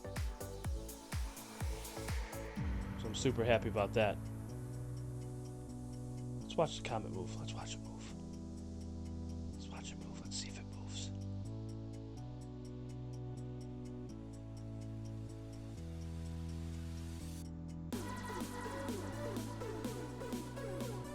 That's awesome. You look for gummy worms. Yeah! You have rain for the next 5 days. Are you kidding me? And you got those birds, too. If anybody didn't know. Jeff had birds. They have a nest in his observatory. And like any good human being, myself, everybody else in the chat, he's leaving them alone. And that's the smart way of doing it. I wouldn't touch them. And that's just great. And they hatched. And he actually took a video. And it's right on his channel. So if you ever get a chance, check it out. And then actually show the little baby birds. So probably what? Did you say about 5 weeks you said? So about 5 weeks, you should get your observatory back. But from what you did was, you got a little setup going, so that way you can catch the comets on the 23rd, which is Saturday, between 4 and 5 a.m. So hopefully you'll be able to get that, and I'm hoping you do, because it was clear last night. It's clear again tonight, but tomorrow's supposed to rain. Boo. I know, stupid. Whatever. So you're asking what pen? Well, what pen? On my community tab, I put on there, and it specifically says that I ordered pens for you guys to have, and I will mail them out to you. Simple as that. No strings attached. And there's no nothing. You don't have to pay a single penny. I will send them out to every single one of them. If you want a pen, all you got to do is go to my website, www.elliott, ELLIOTT, astronomy, ASTRONOMY.com. That's it. Go right to the website, scroll a little bit down on the left-hand side. It's going to be a little form. Okay. Type your name, your address, and that's it. It goes right to me. I know what it is, and then I'll send it out to you guys. Very simple. Very easy. Exactly. Just like the pancakes. By the way, when are they coming in the mail? Who knows? Pancakes are coming in the mail.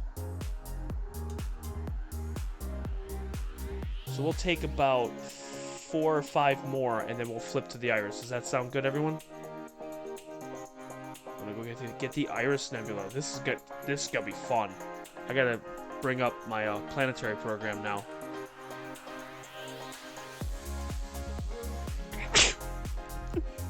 Oh god, I just sneezed. Oh god.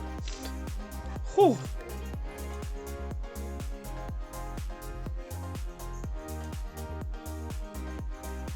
That was a big sneeze. Oh. That's what happens when I have the window open. Somebody cut their grass not too long ago.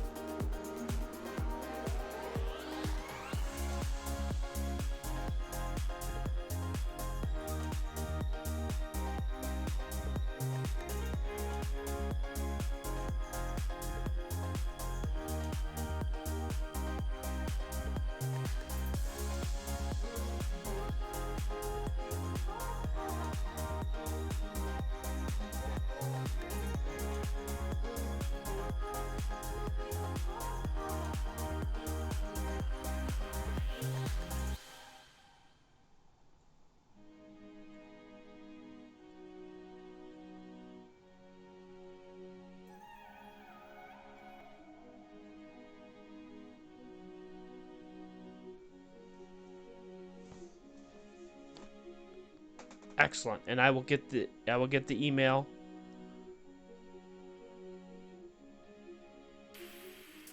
As soon as I get the email, then what I'll do is then I'll send it out. What I'm going to be doing is I'm going to go to the post office once every week or two. Okay? So if you get it, because I'm not going to the post office every day. I'm just not doing that. I can't.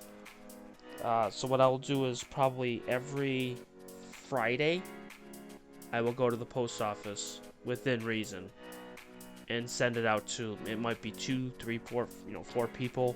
I've gotten 2 submissions so far. Amol, you'll probably be number 3.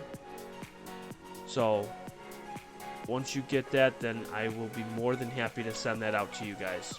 No problems at all.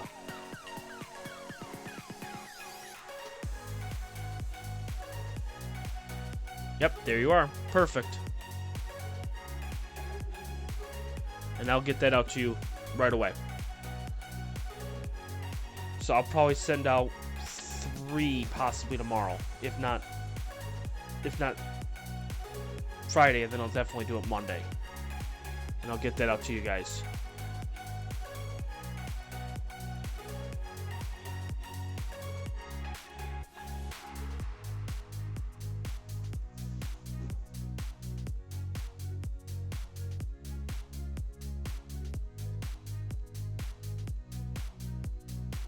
Well, yeah, what I'm going to do is I'm going to grab a whole bunch of stamps.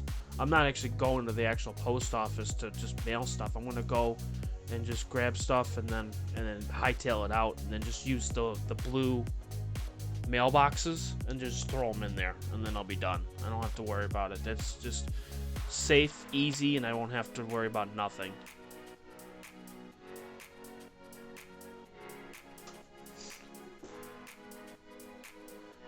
Alright, so now what I'm going to do is I'm going to get ready to switch it to the iris. Now, it's going to flip because it's going to go over to the other side.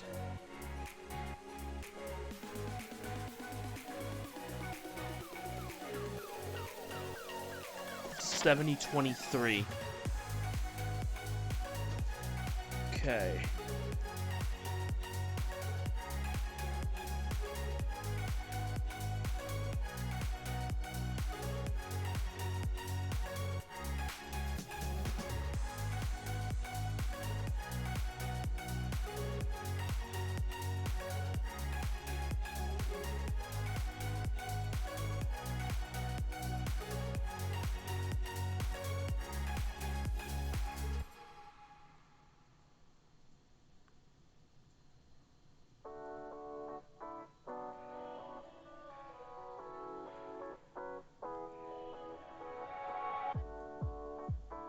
So there's where the garnet star is. So it's above that and to the left.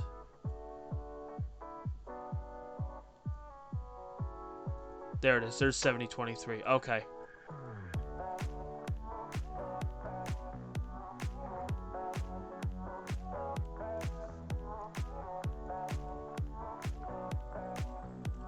So I'm gonna have to move this over. Alright, so we ready to do this, everyone? We've taken quite a bit here. We've taken 25 so far. Should I take a few more? I think we'll just take it just a couple more.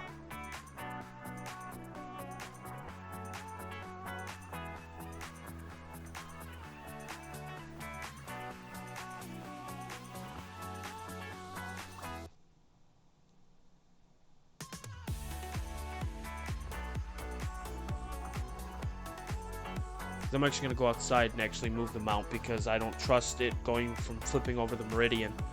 I don't want any cords to get caught or anything.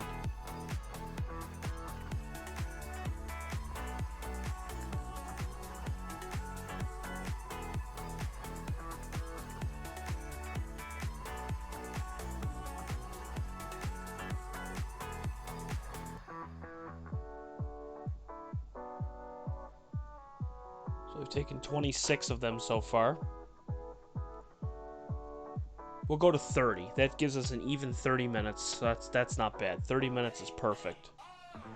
So 4 more minutes and we'll make the switch.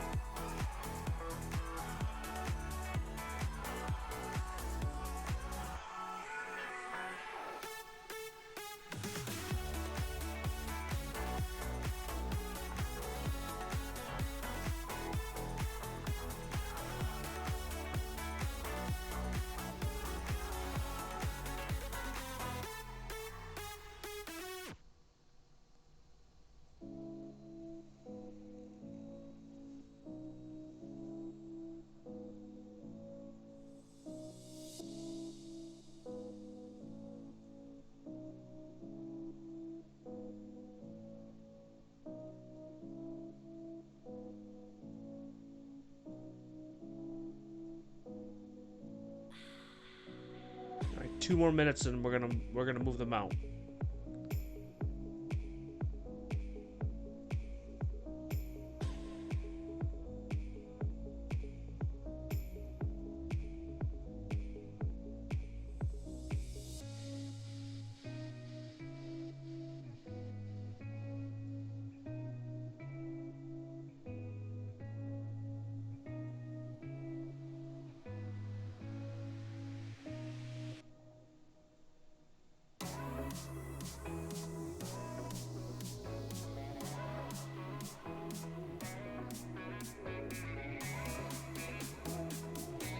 All right, 1 more minute.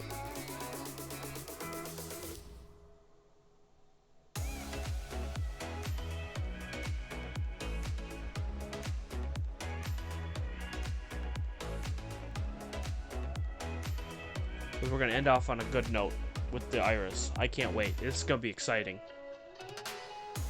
This is going to be super exciting. Again, we're going to get another great object to end the night. There we go. So we're on to the last minute now. And by the way, if anyone's tired, by all means, this will be available on DVR. So in other words, you can always watch it in the morning, just like last night's episode. That's the best part, is that everything's all available. All right, so we should be just about done. We're at 50%.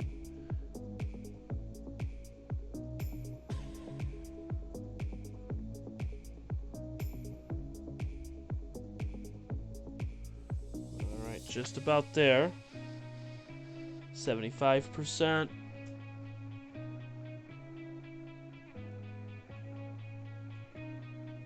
%.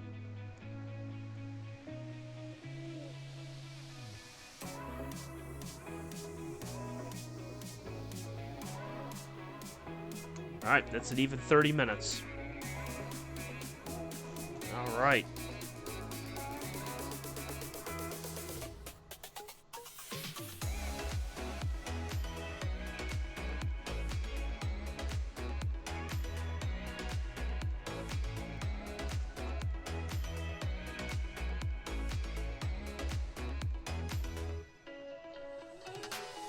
Okay. We're gonna move them out. Come with me. It'll be great, everyone. Whoever's watching, good to hear me.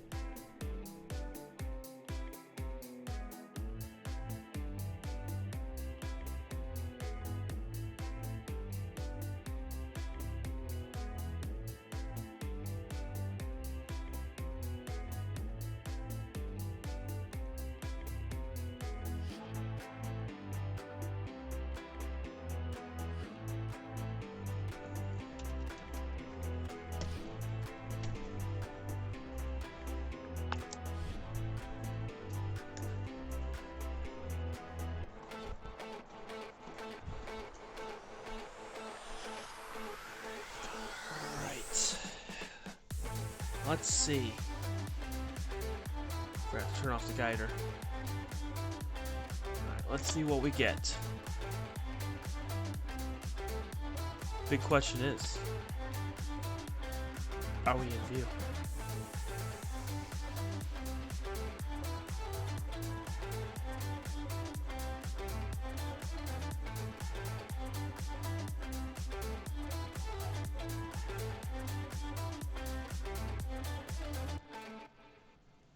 I guess we don't know until we actually take an image and then do some plate solving to see if we're in the right spot. So let's take a look and see. Let's do some plate solving.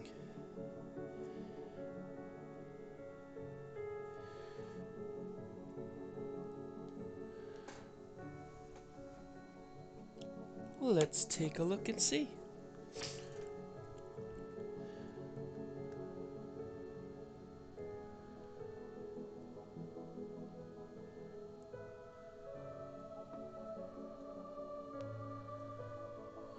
Let's take a look.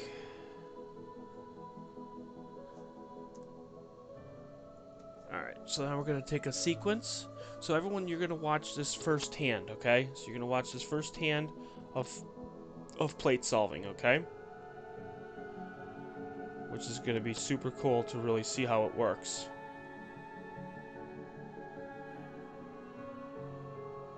But I think we're off by a hair. I really do think so, but we'll see.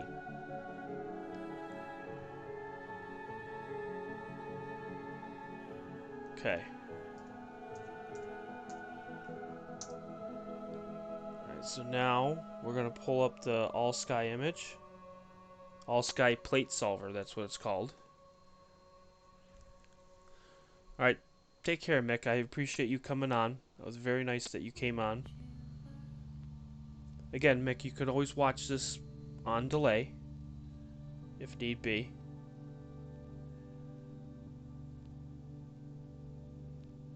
Alright, so now we're going to do plate solve.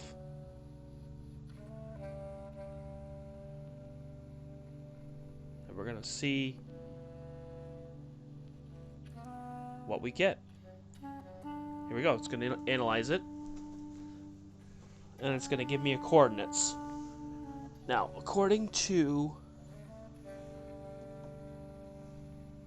the carte de seal, which is carte de seal, that's the astronomy program. According to that, we should be right in the area. Excuse me, I'm yawning. But we'll see. We'll see.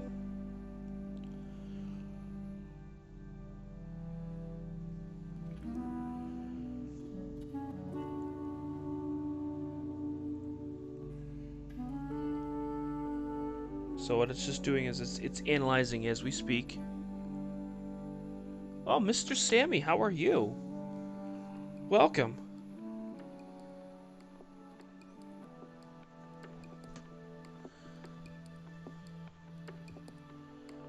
So, Mr. Sammy, what we're doing is we're plate solving right now to see where we are.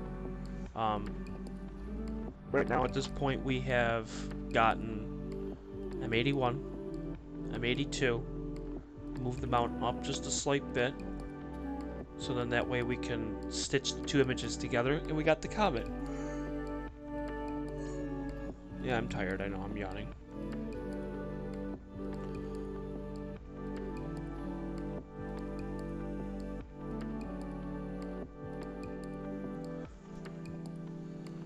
Alright, so it's just analyzing as we speak. It's work in progress. We're at 75 seconds.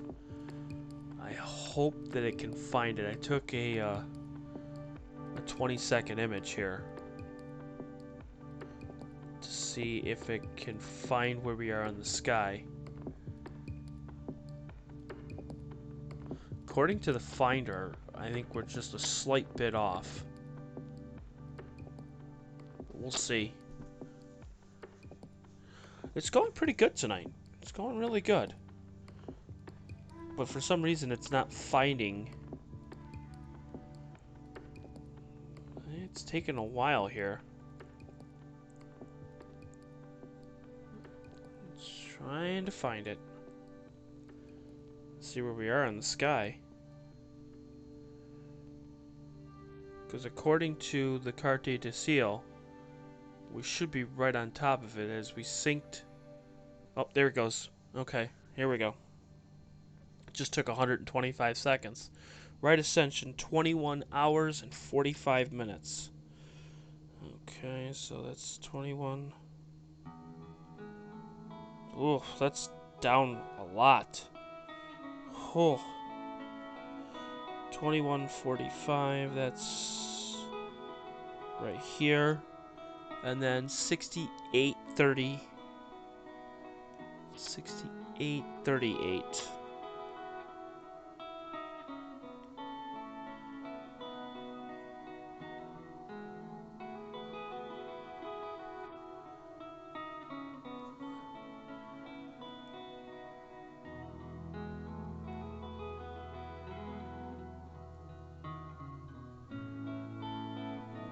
Let's see where we are here.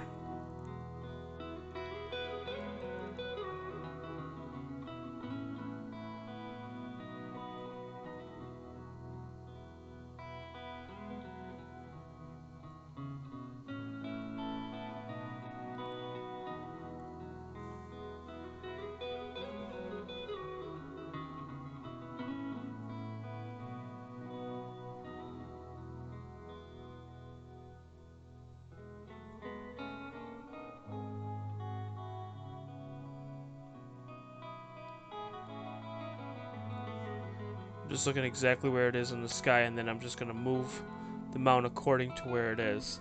6838. Which is right there. And 2145. It should be right there. Right at that line.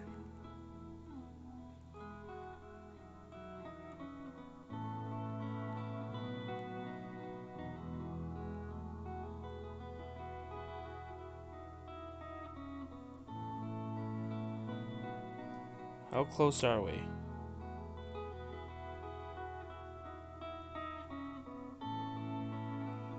Wow, we're not even in the right, like, ballpark. That's crazy. Okay. Okie dokie, let's see if we can fix that here.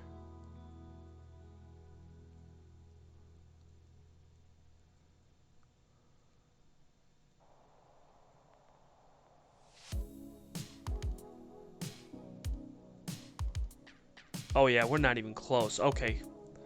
It fixed it. Okay, cool.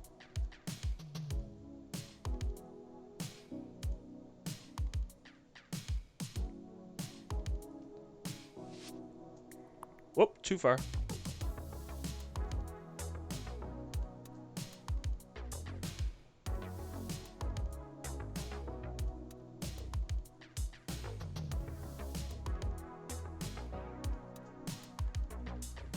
And I'm just moving the mount to where it is. So that is really cool how it knows that. So it knew the coordinates and it knew that it was wrong. So now, if I were to take a video mode here to see where we are and go back, it knew that we were off by like 3 degrees.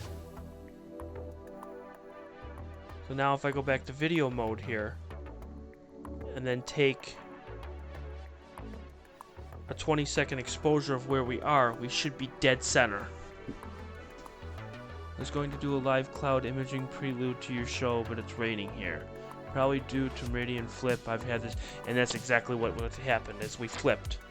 We went over to Bodes Nebula and then flipped all the way over to Iris.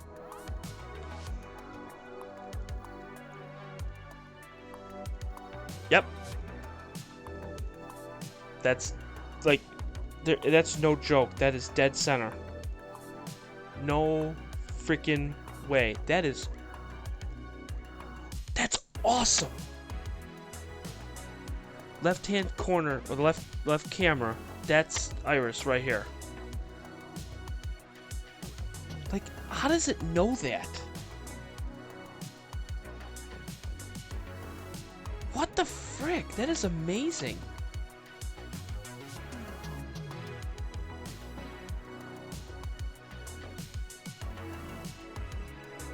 That's crazy. Sammy, how does it know that? How? That's crazy. I'm like blown away. I'm absolutely blown away. That it automatically knew that I was in the wrong section. It just, my mind is blown right now. That's how amazing that is. Like, we just, oh my god. I can't even fathom of how amazing that is, Sammy. That it's just ridiculous.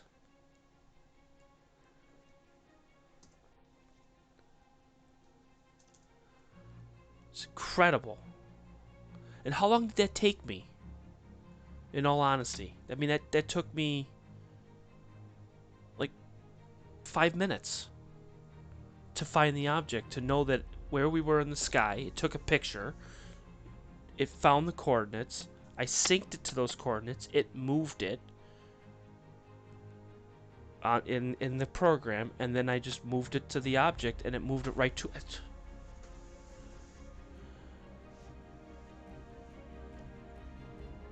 It's incredible.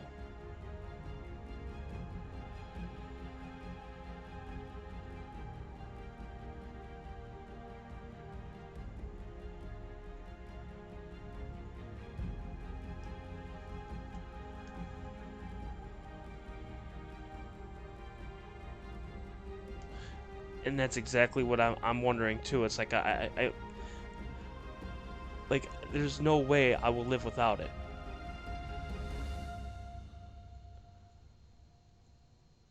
There's the no more of the trying to find an object. Alright, what I'm gonna do is we're gonna stop it. We're gonna do a re-guide.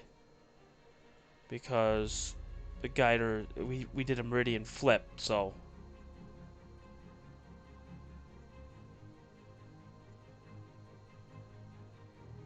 alright, hang on. I gotta reload the guider. So Amal, here's how it works, okay? And I'm gonna tell you exactly how it works. It's called plate solving. Okay? I'm gonna try to be as I gotta sneeze. Oh god, my nose. So sorry.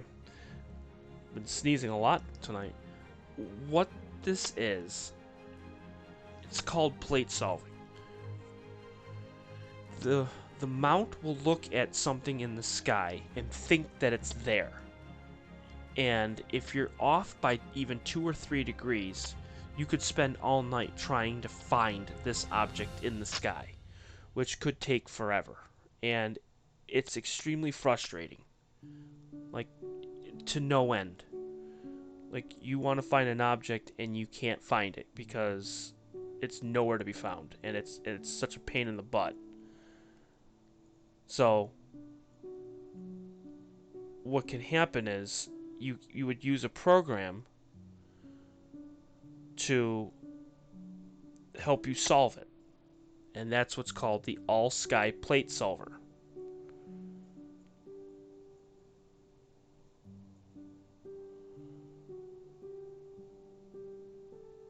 And what the all-sky plate solver is, it has all the stars in the sky. Disconnected, I screwed that up. Color, that's what I wanted. Try to do two or three things at once here.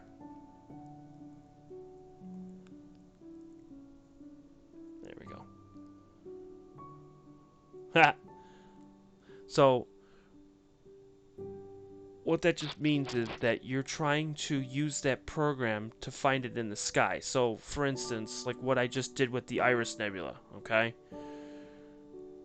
I've moved them out, okay, from where I thought it was in the sky, okay? So I thought it was right in there, and I took a picture. So I took a quick picture, and then plugged it into the program. It looked for it, and it found exactly the coordinates where it was in the sky. Okay? Once it knew where it was in the sky, then I could sync it to my program, which is Carte du Ciel. It's an astronomy program. Then once it has that, then I can tell it where it is. It syncs it, and then I just move the mount to where the object is, and you're done. Simple as that. It's very, very, very easy. Like, I can't believe how easy it is. It's like going from 1080p from, like, black and white TV.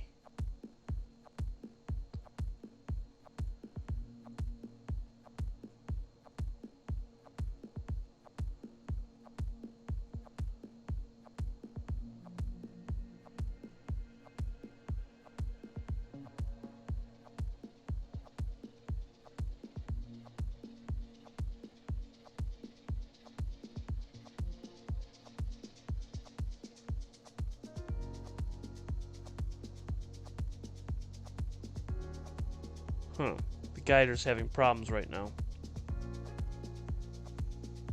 We'll see if that'll go. If it'll kick in.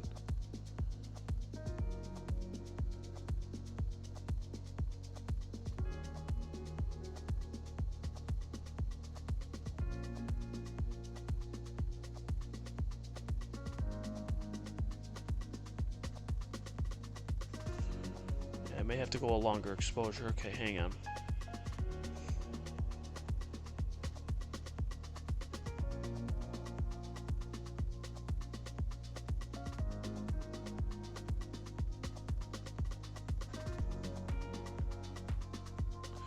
Well, it doesn't do the repositioning, you do. So what's happening is it knows it in the sky. So here, while I'm waiting for the guider to kick in here, I'm a visual person. So I like to see things visually. I don't like to, talk about it and try to figure it out from there. I'm hoping the guider is going to be fine. I may have to restart the guider again. But here, I'll pull up carte du ciel. Okay. Hang on.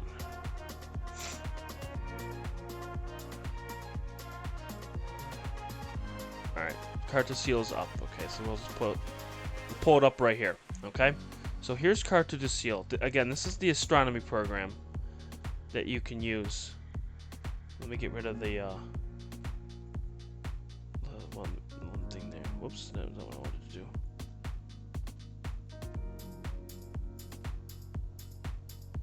Right, we'll get rid of that. Okay. So when I moved the mount, okay, I moved it. This circle is where the camera's pointing. Okay. 7023. That is the Iris Nebula. So when I moved it manually, I moved it over to here. So in my mind, I'm looking at an NGC 7023, which is the Iris. Okay. I snap a picture of it. Okay. So it has all the stars in that picture.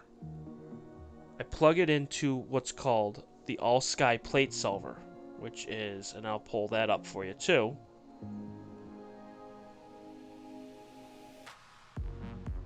So give me 1 second, I'll pull that up.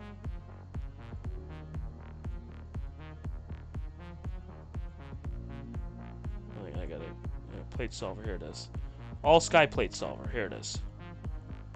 Okay, and I'll move that down. We got a lot of windows, okay, so, and that's fine, because we're not taking any images right now, we're waiting for the guider anyway, so it's not a huge deal. Okay, so this is what's called the all-sky plate solver. That's what this is right here.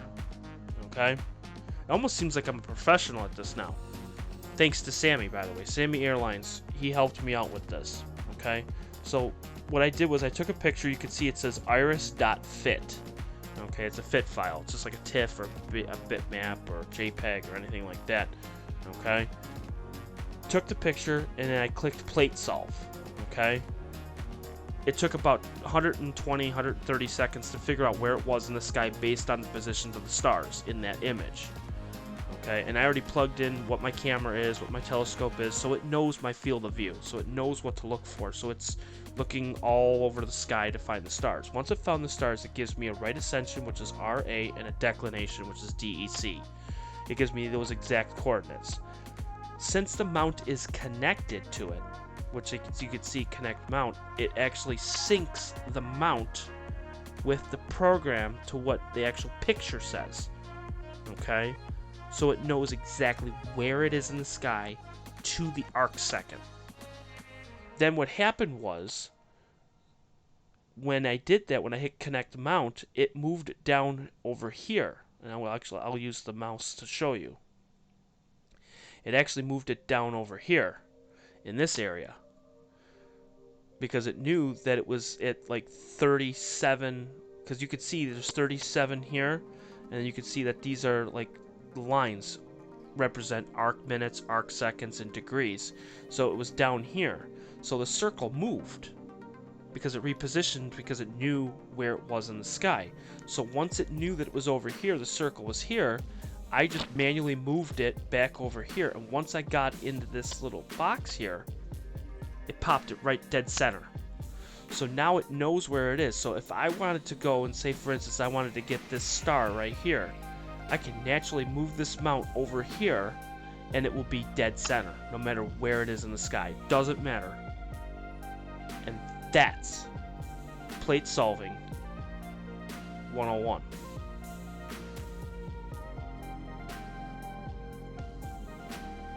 Which is incredible to even think about. I just think that is just unreal how it can do something like that.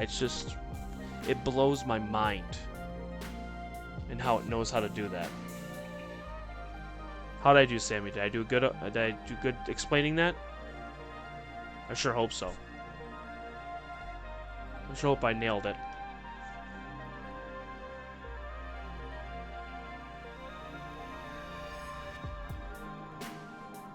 because I like the visual. I like to see it myself. So, the guider, for some odd reason, is having some problems, having some issues. So I'm trying to fix it right now. Sammy, have you ever had that before, where you do the meridian flip, where it goes from the west side to the east side, and when you do that, the guider's all messed up? Because I'm getting calibration failed. I gotta figure out what's wrong here.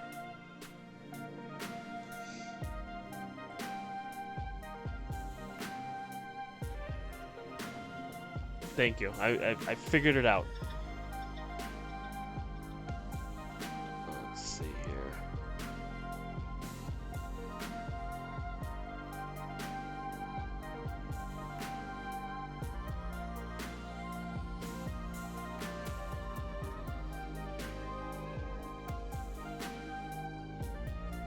Let's try this and see if this works.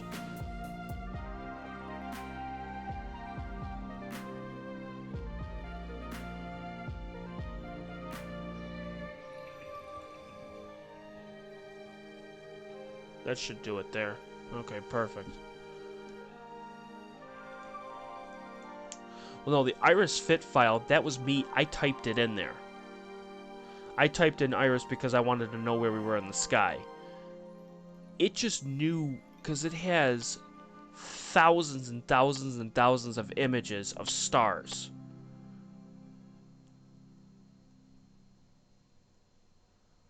If we paid more attention in math class, yeah.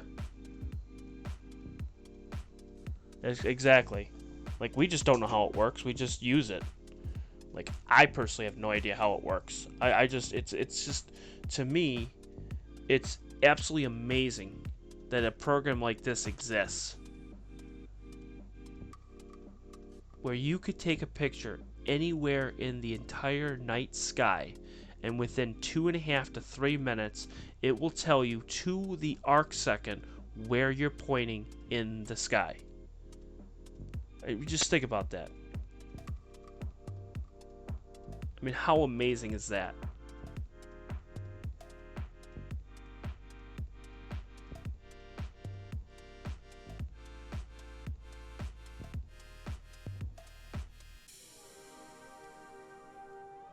I think I fixed the guider. We'll see.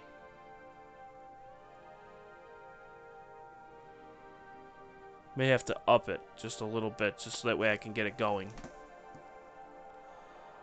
Oh, okay. Reverse DEC. I think that's my problem. I think that's what I gotta do. Astro Live Channel, welcome. Yeah, Chris, I can help you. Sammy was the one who helped me, and I'm now a pro at this. If you ever get a chance, I will be more than happy to sit down with you and tell you. Sammy sat down and he told me how to do it. And once I got it figured out, it's just boom, done. Exactly. It just knows everything in the sky. It comes in handy for pretty much everything. It's unreal.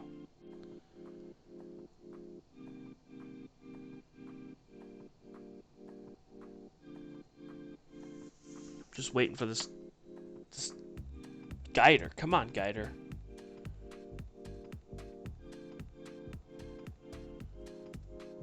We have to move it just a little bit.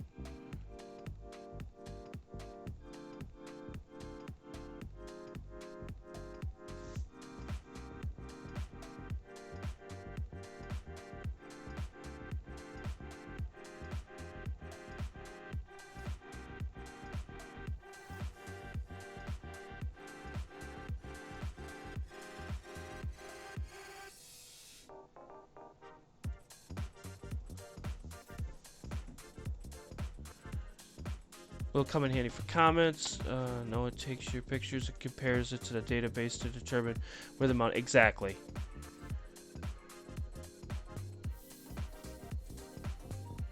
Exactly. And that's what I do. You take just like a 20-second exposure at like max gain, and then that's where you'll be able to use it to find out. Now, if I didn't, here's the best part. If I didn't have plate solving, it would take me probably an hour and a half to 2 hours to find an object if I haven't given up already.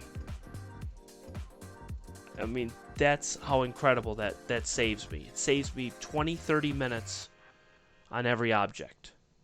Because then at that point, I get so fed up and so mad that I would just go and just look at a star and then just go to bed. That's pretty much what happens.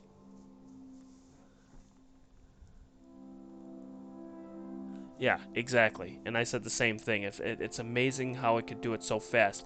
Like, we get upset when it's 2 minutes. We're like, oh god, it's gonna take 2 to 3 minutes. Oh man, oh. You think 2 to 3 minutes is really not that bad.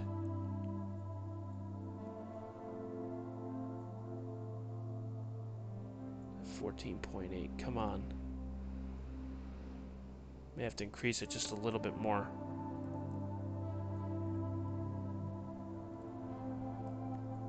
So close.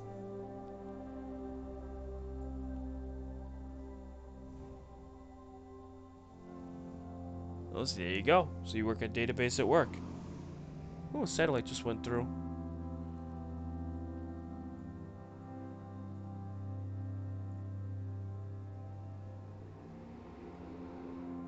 Maybe we gotta crank it just a little bit more.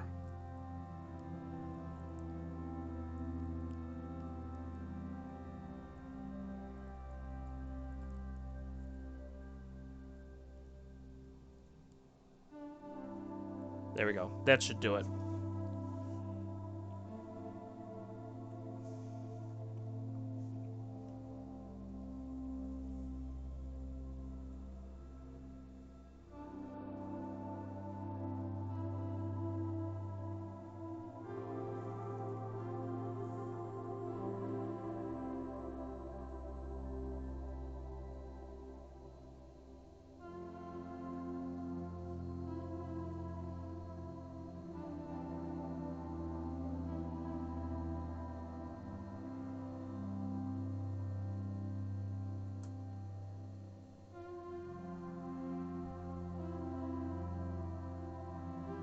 Yeah, I'm a kid too. When it comes to retiring, no.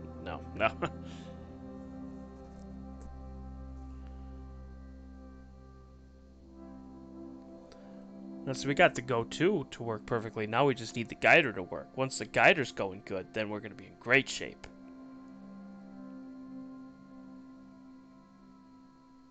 Which I got it to go now. So now it's running better.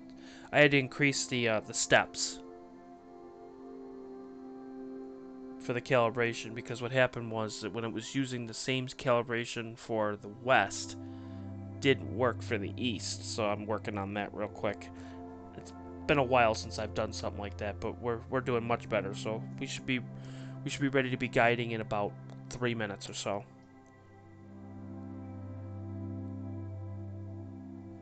And Sammy, you want to know what? Same thing with me. I thought this was something that was going to take me weeks and weeks to figure out.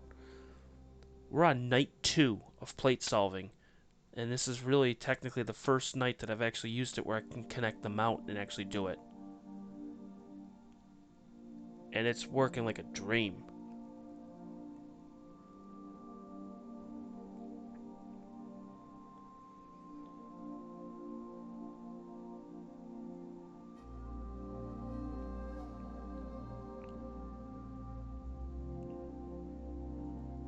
So right now it's on step 21, so it's just about there.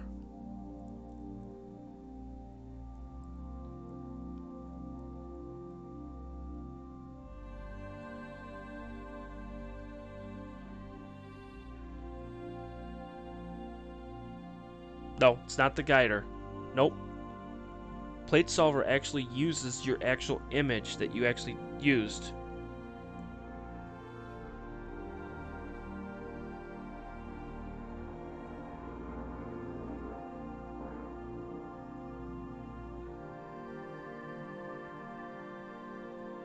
So you're actually taking an image with your actual camera. So the camera on the bottom left is the one that I used. I took the picture of it. and then I plugged that picture in. It had nothing to do with guiding. Guiding is when I do it later on. Exactly, Sammy. Exactly.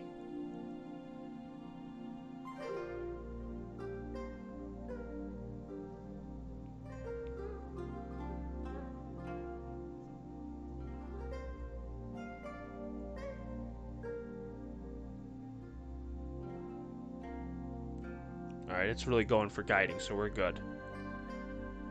So we'll be able to start imaging just a tiny bit after 1. So we'll probably get maybe an hour. So let's see. We may not be able to do it in color tonight, so I'm going to probably just do just black and white. But that's fine because it rises late. So we'll be able to get the long exposure, and then we can come back to it and then do it in color later on. So I'm not worried about that.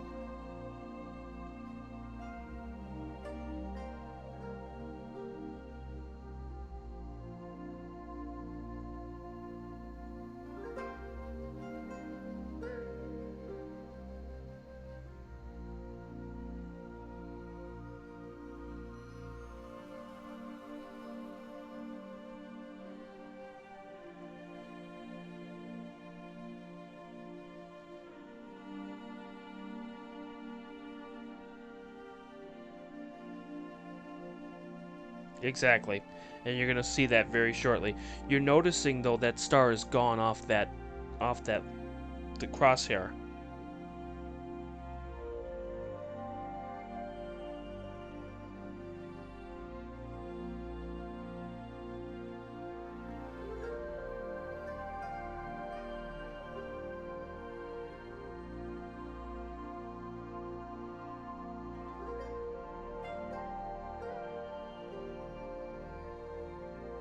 No.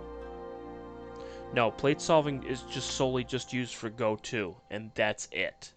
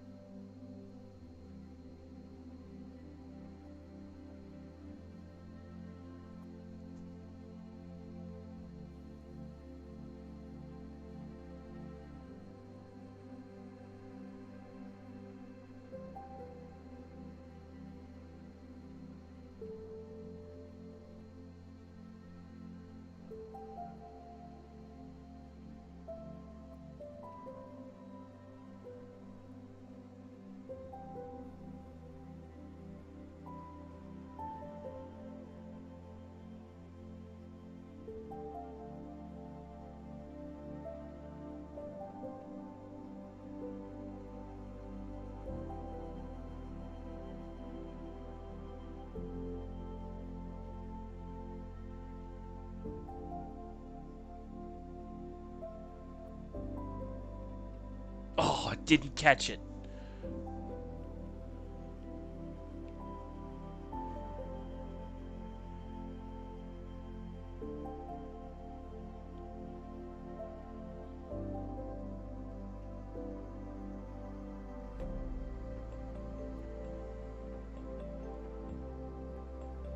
Darn it. Alright, I moved the star back in there. Okay? So I moved it back in there. The crosshairs is right between the wide field and the Canon camera. I had to change it again for the steps. I missed it again. But now we should be good. So just another minute and we'll be golden. Now it's going good. So now what's going to happen is you're going to watch the star move up, because it's going to go west, and then it's going to go east, which is going to go down. Then it's going to go north, which is to the left, and then south, and it's going to go there. So you're going to watch this thing move. But we should be good now. I apologize.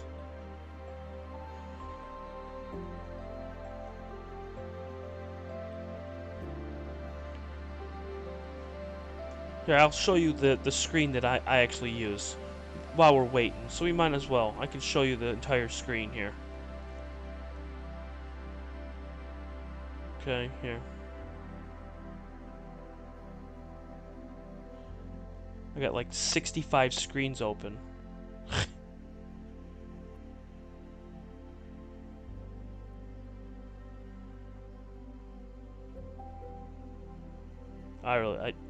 At this point right now, we're just waiting for the guider, so.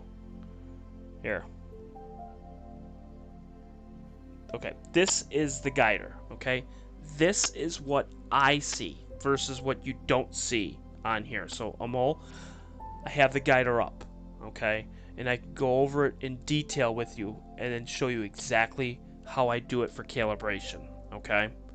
So, right here, actually, I'm going to use the screen here, okay? Right here, this is the actual camera. This is my guide camera, okay? The yellow crosshairs is your north, south, east, and west, okay? Where it's actually going to ride up or to the left or to the right on those lines, okay? I'm going to get rid of this here.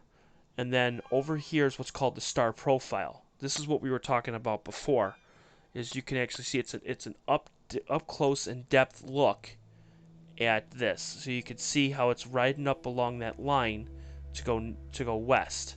Then once it goes east, it's going to go back down. Okay? Down here is the target.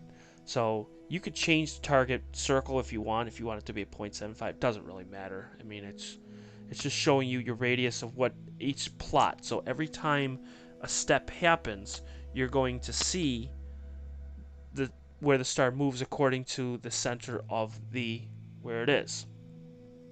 At the bottom is your graph, okay? Now, where it's right now, it's at the west step of 26, and right now it's at 15. It wasn't moving the star far enough west to do the calibration. It needs to get to 24. And what was happening was it was getting to step 60, and it was only going to 15 and stopping. So you have to increase the steps of how much you want the star to move. Well, right now it has moved the star up to 16.7. I wanted to get it to 24, but it's moving so fast. It's between 0.5 and 0.8 on every single one of them. And it has 60 steps to do it in to get to 24. So you have to move the steps. So again, it takes patience. It takes time to understand everything. But once it hits 24, it's going to flip. So you'll actually watch it real time. So you'll see it here. So it's at 18.8. 19.5. So it's going to do it with like 20 steps left, which is fine. And that's exactly what I want. The steps I was having before, I was at like 200. I increased it to 2,600. Only because it flipped the meridian. It screwed up. So I had to rig it. So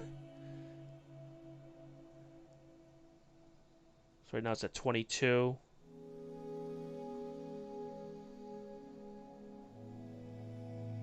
So everybody's learning now, which is nice.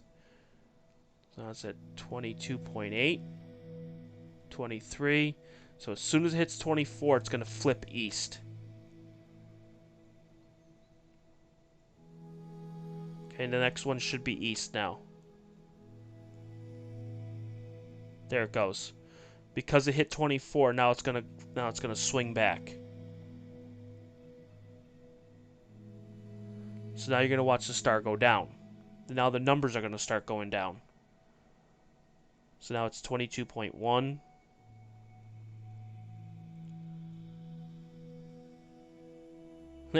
Wing it. Giggity.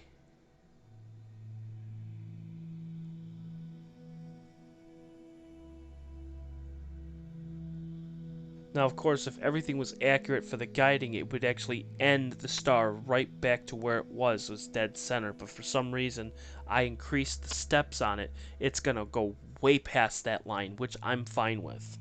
I don't mind that at all.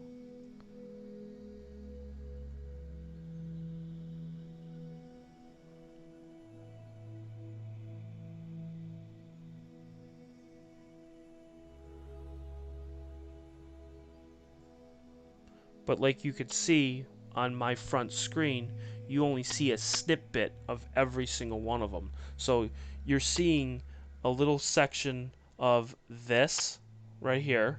You're seeing a section of this right here, and then only just 2 or 3 lines of just the actual graph. And then just this little, the RMS error, which is right there. So I take one window of the program and split it into 4 different screens. So that way it makes it easier for you to see, and it's more user-friendly, if that makes any sense.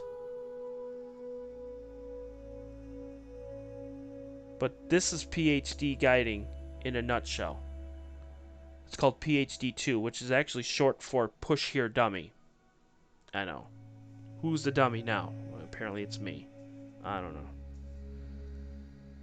Now, the numbers, and if you're asking the question down here, this is your right ascension and declination, this is your aggression, this is the minimum, and this is your, right here is your max right ascension and max declination. You could set how much you want to move on the correction. So if a star starts to drift a little bit off, you can actually tell the mount to say, hey, it's going down, I need you to move it back. And if you use too much aggression, it could jolt it and actually push it back too far. So you have to find the common medium of how much you want to use for the, they call it minmo and aggression.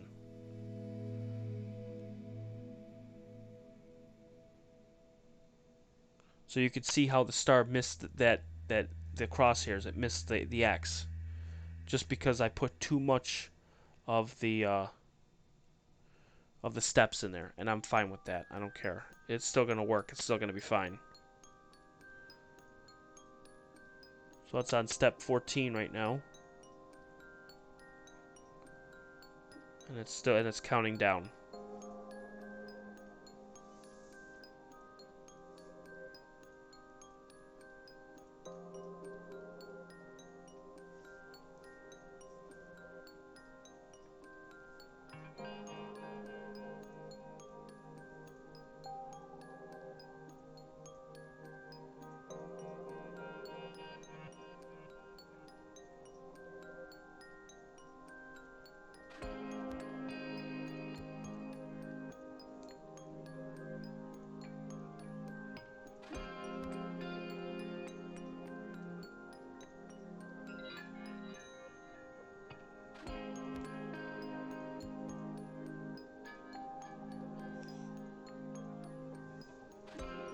Alright, so it's just about done with the east step.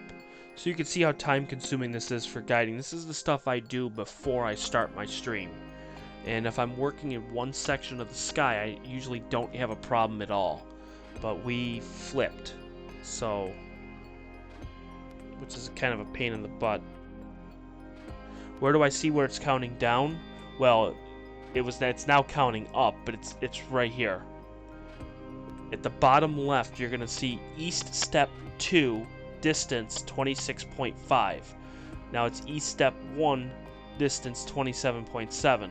And then what it's going to do is once it hits that, it's going to clear the backlash, which means it's clearing it, and it's going to start fresh, and now it's going to go north. So give it a second, and then now it's going to hook left.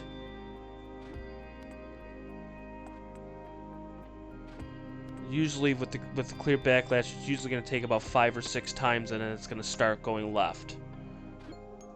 What it's doing is it's clearing everything. And there it goes, north step. And it's gonna fly through the north step. Yeah, it's gonna whip through this in about 8 steps.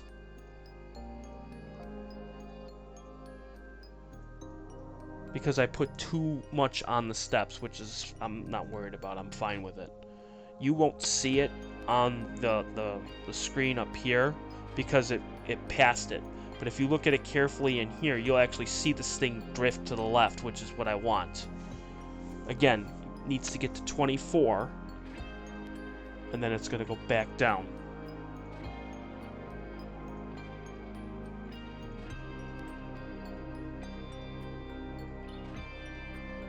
It's already at 19 already.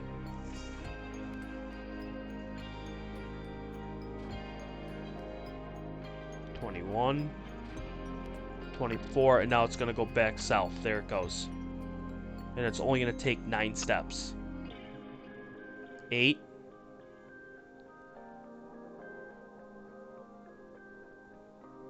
Now it's on step 7. Now this one won't move as much. This one won't count down as much. It's at 24.6, 23.1.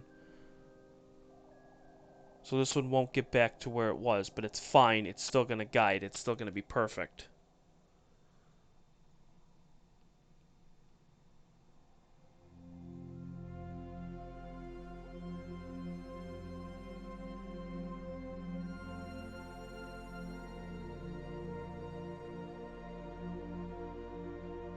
And then once it hits south step 1, then it's going to start guiding. The yellow crosshairs will change color.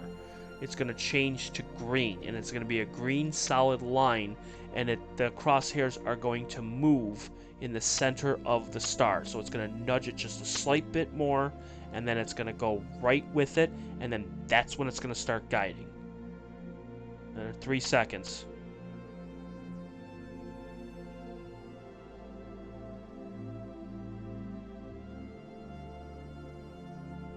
There. Now it's guiding. Now the graph will start showing up. So now you're going to start seeing the orange and the green lines. Every 3.5 seconds, it's going to create a line, and it's going to show you where it's going.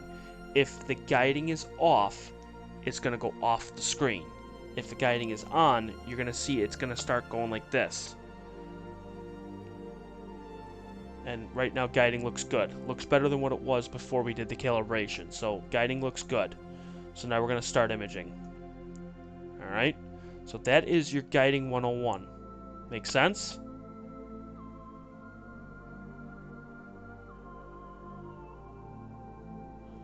So we're going to take that off. And you're going to still see it up on the screen here. You're going to see the star and everything. But now we can start imaging. Alright? I'm going to take a...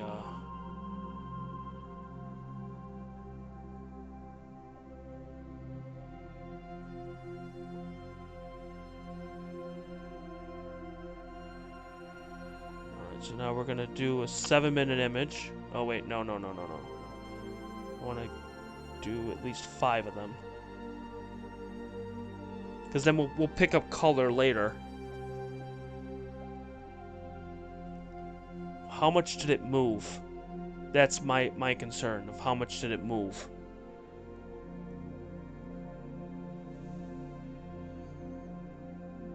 No, I never have. Oh, it didn't move that much. Okay, good. I never have. Guide assistance. I've never heard of that for PhD.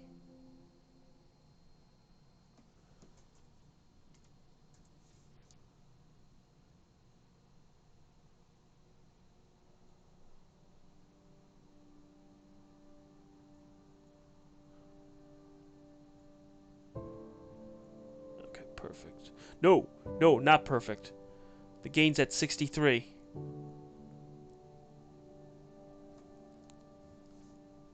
Ha! I had the gain way too much. Alright, here we go.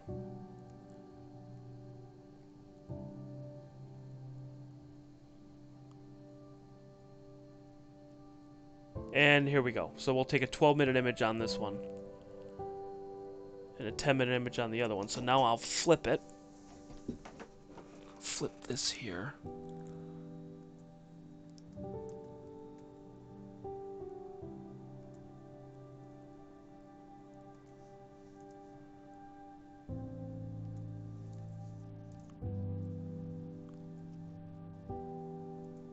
And what's good about writing this stuff down is if I ever have a question later on and say, okay, I want to do color, you know, what did I do? I can just look back at the stream and I can say, okay, I did it this way.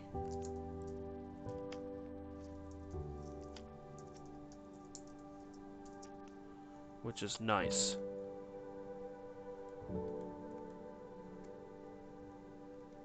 Guiding's a little bouncy, but it's not terrible.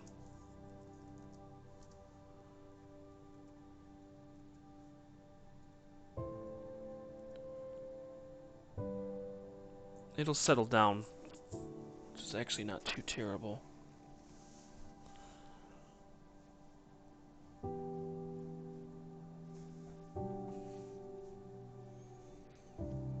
And hello, Mr. Hemi. Guide assistant is under tools, and we'll recommend steps. Oh, I'll definitely have to check it out.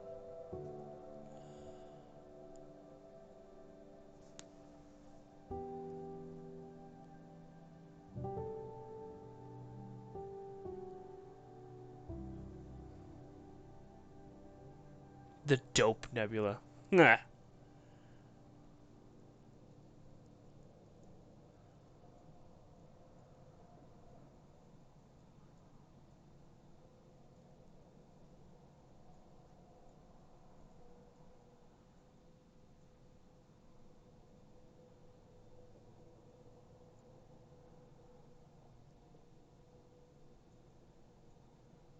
Yeah, guiding is definitely settled down big time.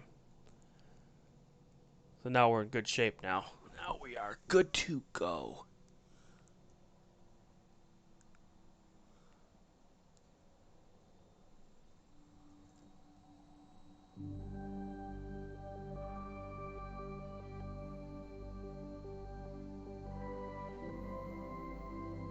Really? I'll have to definitely take a look at that. It'd be really cool.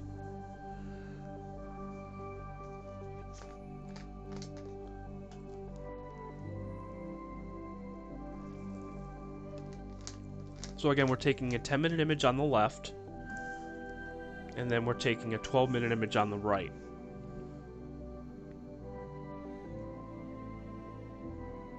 And we'll see what we get.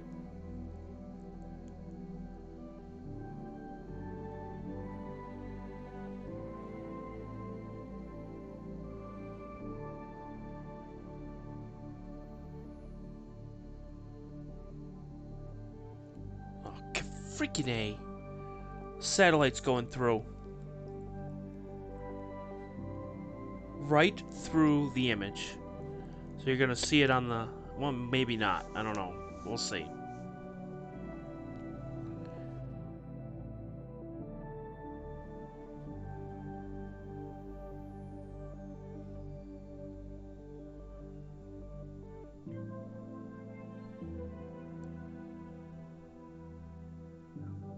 And by the way, that star that you're looking at on the bottom left camera, that is the middle of the iris. Okay, so a little bit of information about the iris while we're waiting for the images to go through. So, iris is NGC 7023. It is a 7.2 magnitude nebula. It's a bright nebula in Cephus. Okay. What's really cool about this is it's called a reflection nebula, so you'll actually see the reflection of blue coming off that bright star. Now, that bright star that you see there is comprised of a bunch of little stars that's inside of it, which is really, really cool. Okay? And I'm just going to read a little bit about it, so a little bit of story time. Okay? NGC 7023 is a wonderful example of an open star cluster associated with a reflection nebula. It is located in Cephus. Wow, boy, I just said that. About 3.5 degrees southwest of Beta Cephus, which is called Elphirk, which is another star. Love the background music while I'm reading this. It's so much fun. Visually, NGC 7023 is a fairly bright, irregularly shaped reflection nebula surrounding a 7th magnitude star, which the star's name is HD 200,775, so 200775, that interferes with observations. Very dark lanes within the nebula glow may be discerned with careful viewing. So you could look at it through very dark skies. Kind of cool. The surrounding field has a dim glow from outlying sections of the nebula. NGC 7023 lies in a region of the Milky Way darkened by dust, within which the nebula is embedded. Sometimes called the Iris Nebula, NGC 7023 is about 6 light years across. Now, put that in perspective. That's 6 light years, okay? The Milky Way is 125,000 light years, so very small in cosmic scale. And it sits 1,300 light years away. Within the iris, dusty nebular material surrounds a massive, hot, young star in its formative years. Central filaments of cosmic dust glow with a reddish photoluminescence, as some dust grains effectively convert the star's invisible ultraviolet radiation to visible red light. Yet, the dominant color of the nebula is blue. Characteristic of dust grains reflecting starlight, dark obscuring clouds of dust and cold molecular gas, and also present and can lead the eye to see other convoluted and fantastic shapes. Infrared observations indicate that this nebula may contain complex carbon molecules known as the PAHs, or the PAHS, like PA. There is also an open cluster of stars associated with the NGC 7023 known as Colinder. Now, Colinder is another object class. There's like Messier, okay, there's Caldwell, there's Colinder, there's NGC, there's Vandenberg, there's UGC, there's different categories, okay? Colinder's another one. This loose option cluster is located on the west side of the reflection nebula, within the dark region above the petal structure of the iris. There you have it. Okay, so its visual magnitude again is 7.19. Its apparent size is 18 by 18 arc minutes. Okay. Distance again is 1,400 light years. It does not rise, it does not set. It is circumpolar. Circumpolar means that it just goes around in a circle. So that means you'll never see it set. Now, sometimes it'll be very low in the horizon, but it will never set. And its diameter again is 7 light years. Very interesting.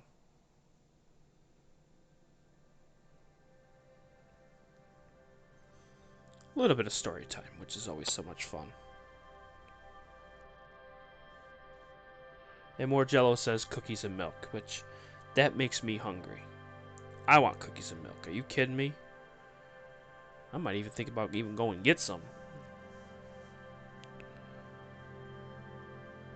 So right now we're at 77% on the one image, and the other image is done.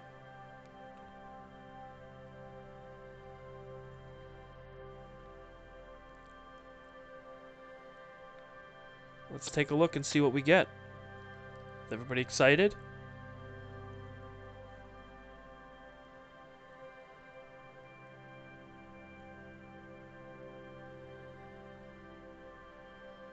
If I can find the damn image. I gotta find the star. Oh, that's right, because it moved up. That's right.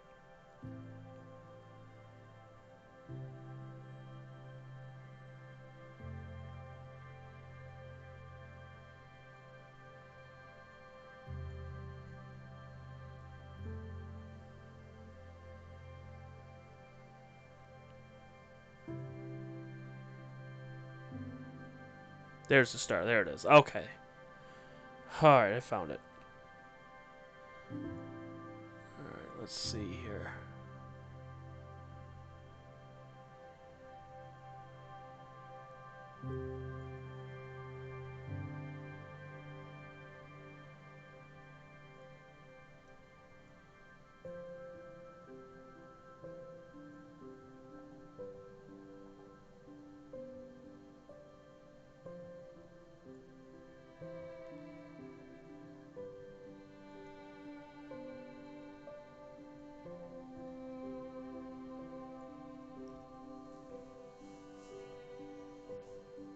Oh God, so no, it's just making me hungry.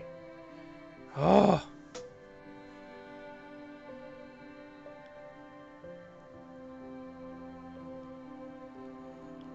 Let's see what we got here.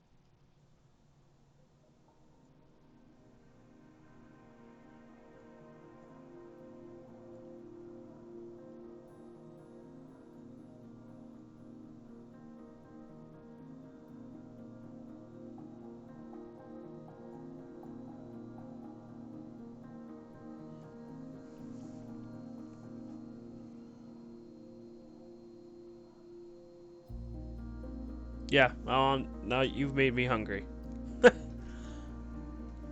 Alright, so now we got the image here. And it actually looks pretty darn good. I'm pretty impressed with this.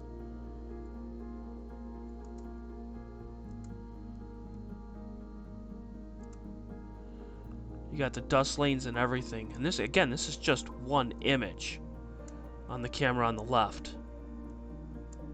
Oh my God, I've got another image coming in here.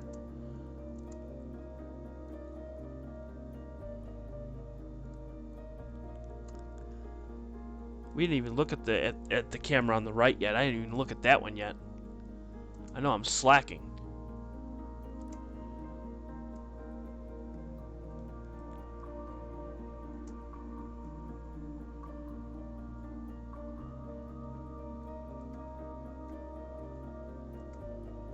I'm telling you, we're gonna have so much fun with this process party. It's gonna be just insane. It's gonna be almost illegal.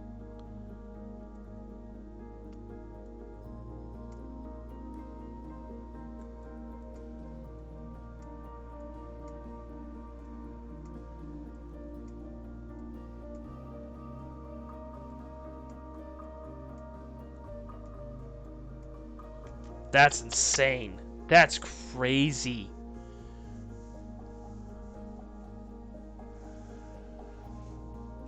You're getting the dust lanes and everything all throughout here. This is crazy. What do we got for this image? I gotta see this one.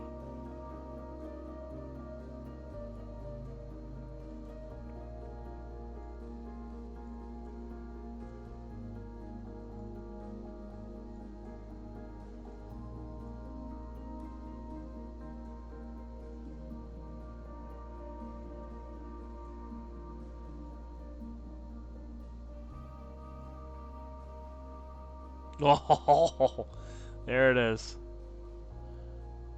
Wow. This is a 12-minute exposure.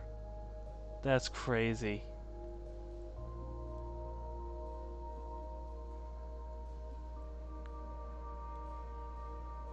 Wow. Let me zoom it out a little bit so.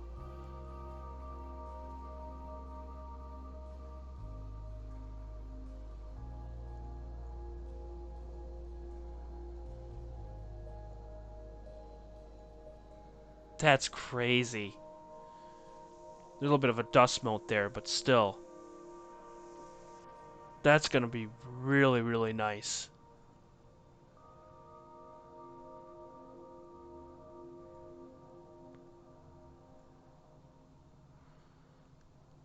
With flats, I'll be able to get rid of that dust mote, so that won't be too bad.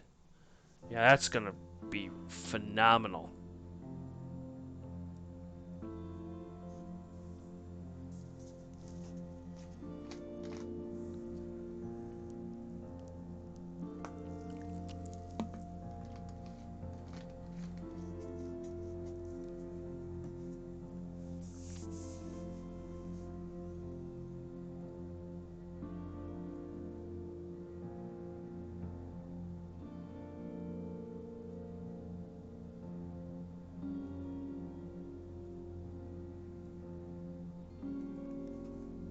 Yeah, that's really good. I'm very, very, very impressed with this image. And if I can get 4 or 5 of these before we call it a night, I'm satisfied. And then what I'll do is I'll see if we can get this in color on the next stream. We'll get the red, green, and blue on the next stream.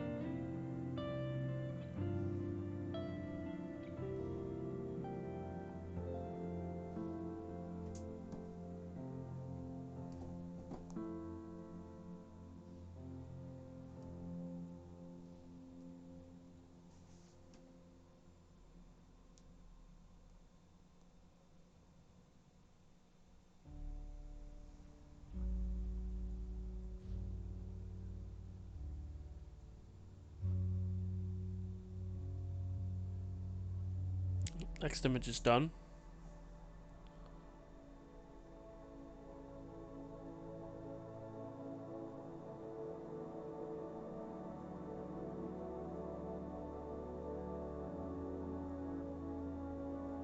You can even see the little stars in there too. 1, 2, 3, 4, 5, 6.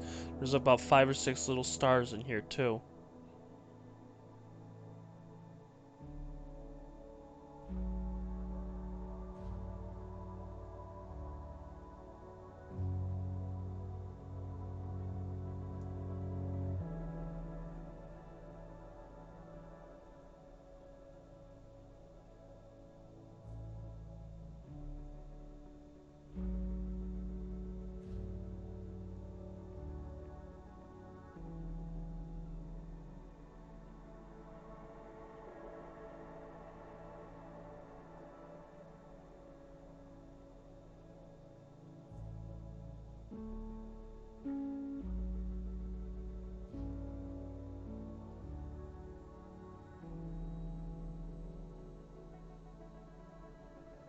It is so cool. So far we've taken 3.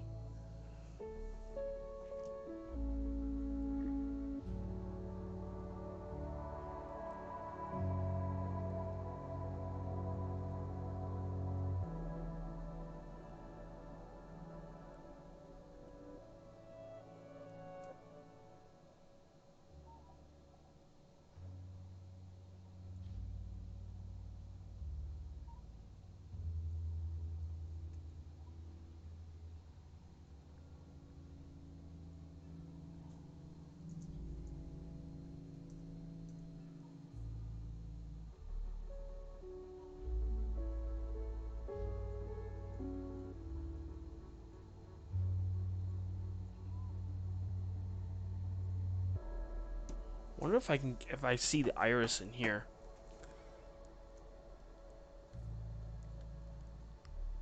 Oh no.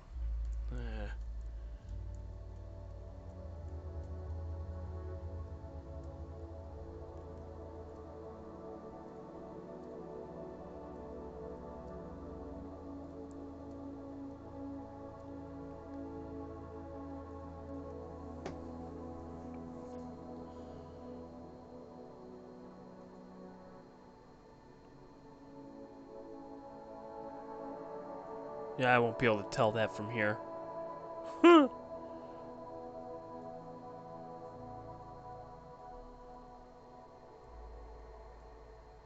My guess is it's somewhere in there for the Canon camera, but I can't really tell. The only way to do it is to star match and figure out exactly where it is in here and then stack it and then see if I can find it. Because I have no idea.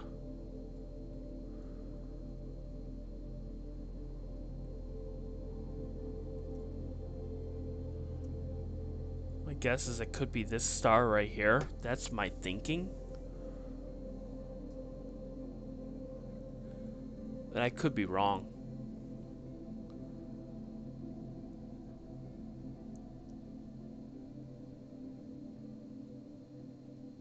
Oh, excuse me.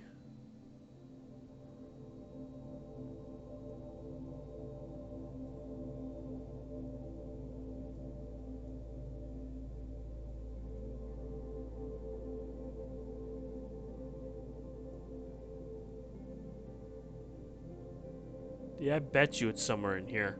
It very well could be that star right there. The lens is a cheap lens, so that's why it's... I'll have to get a better lens.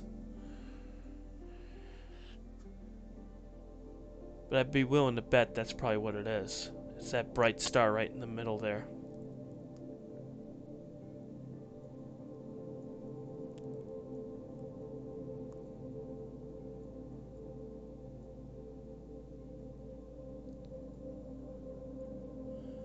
It's a vast star field, though. It's a 20-minute image, and there's no drift at all. Actually, you want to know what? That's the garnet star right there. And I could tell just barely. There's the elephant trunk in here. You could just barely see it. Look at that. Here, I'm going to zoom in. I don't know if anybody can see that or not. But the garnet star's in there.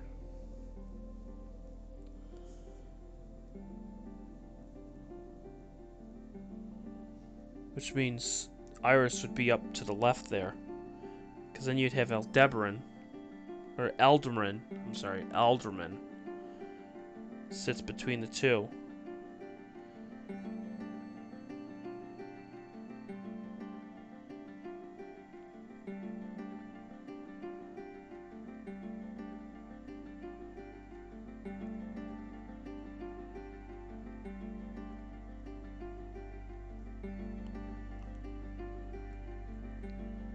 That's pretty cool.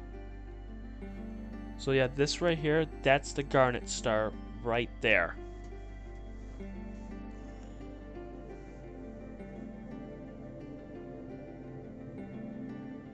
Which is a 4th magnitude star. And then you have a few of these little stars here. Those ones are 5th and 6th magnitude stars right here, but you can just barely see some faint red nebulosity in this. If I zoom out a little bit here, if I stack this, you'll be able to see a little red circle right here, and that's where the garnet star is in the elephant trunk. So then if you move up here, that star right there, this one is Elderman, which is right there. Okay, and then if you keep going up, this is a dust mote right here. Just to let you know, that's a dust mote. That is not a star. That's not an object. It's not a UFO. It's none of that. Okay. These two stars is part of a constellation here. The Fireworks Galaxy actually sits right in here. The Fireworks Galaxy actually sits, like, to be exact. I don't think you're going to be able to see it. The Fireworks Galaxy will sit like right here, because you have these two stars right there, which is HR 7925. That's this one right here. And then you have HR 7938. That's this one right here. The fireworks sits right here.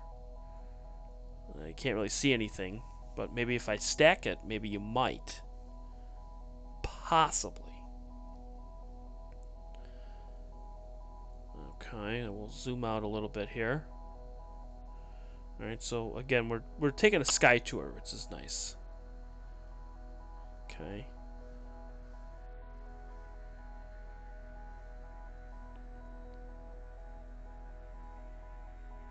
And there's that there.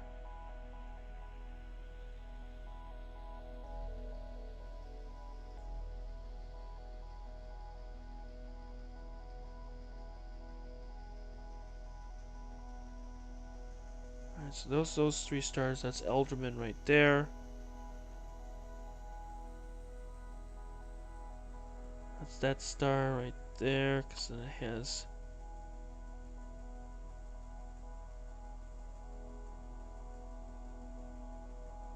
Yep, that's that star right there. Perfect. Then you got that star, which is this one right here.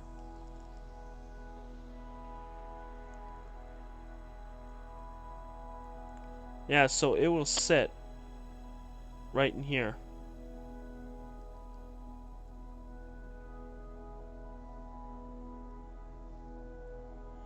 It should be that star right there.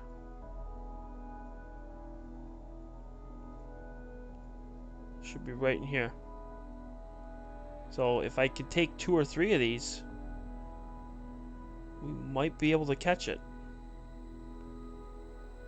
I'm just pretty shocked that you can get anything on that. That's really cool.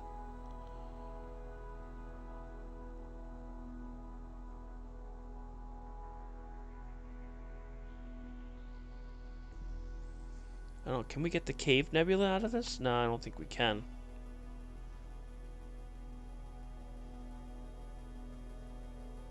Nah, the cave, well, maybe. Cave would sit right here.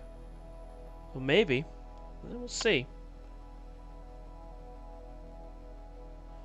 I think as it gets higher and higher, I think we might be in good shape. Sorry, I wasn't checking the chat. Sorry. But Elmo's back. That's all the chat said. 10-4. I'm getting sleepy. Yeah, I'm not.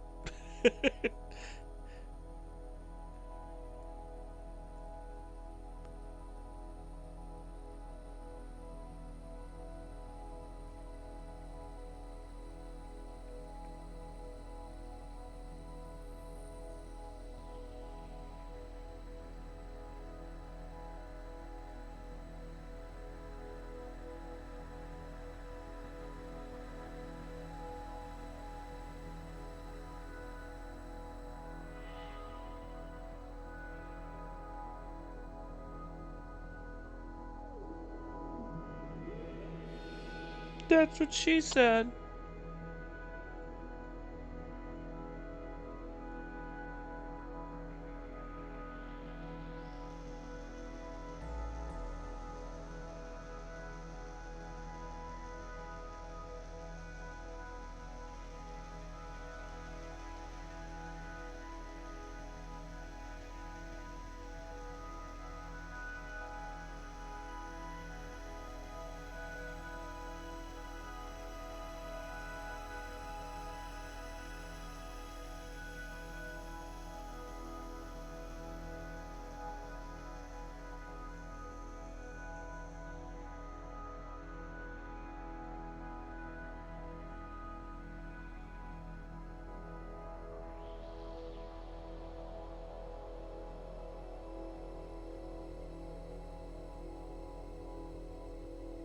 There we go.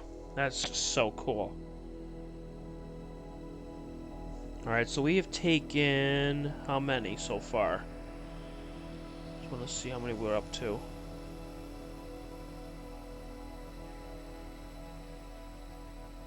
So we're on number 4 right now.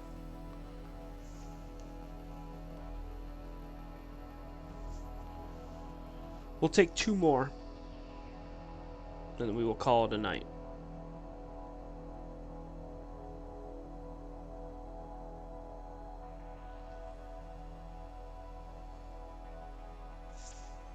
Yep, 420. Haha. I didn't plan it that way either, which I think is kind of funny.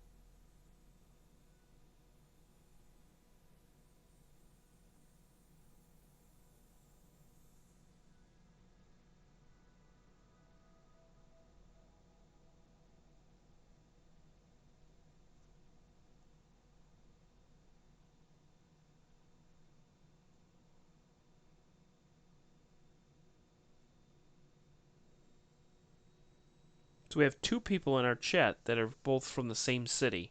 Isn't that interesting? Both of you guys are in Seattle. Apparently it's sleepless in Seattle. Ha ha! I'm just kidding.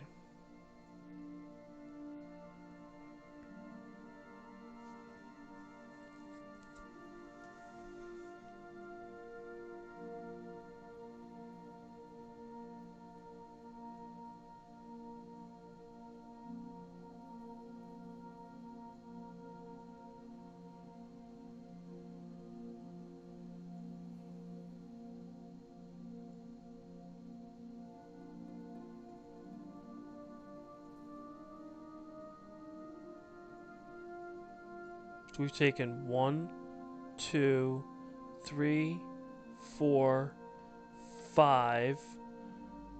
So 1 more will be 6.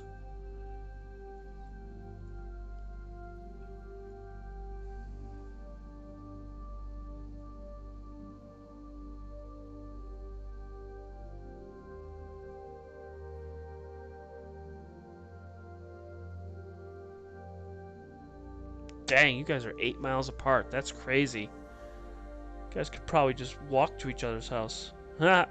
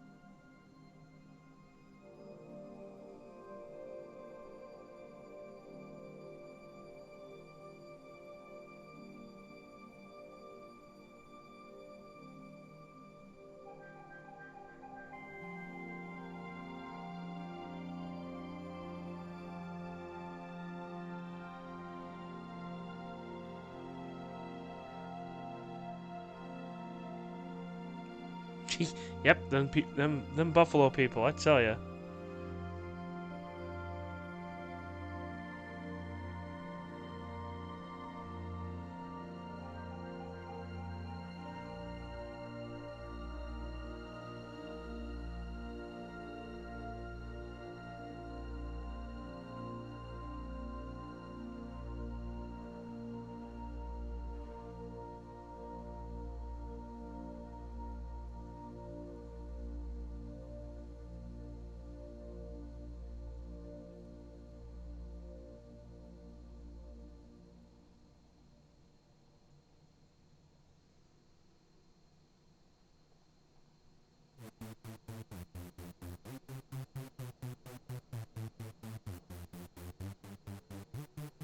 Nice.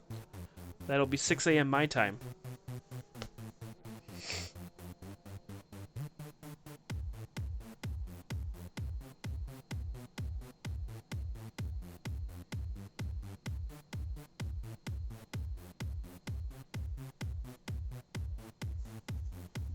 I don't know what happened to the live view. What do I do with it?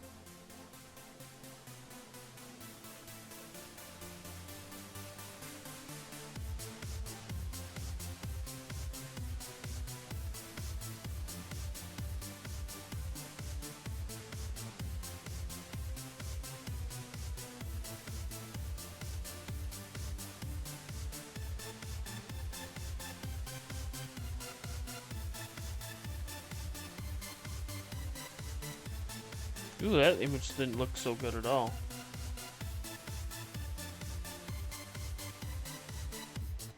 Hmm.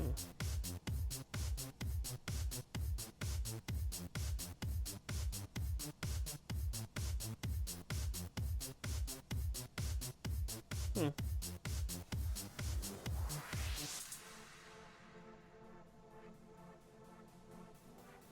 Oh, it skipped a little bit there. Okay.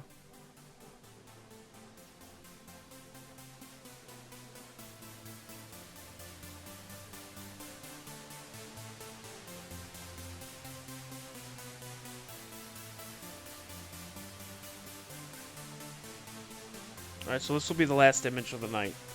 And then we will be done for tonight.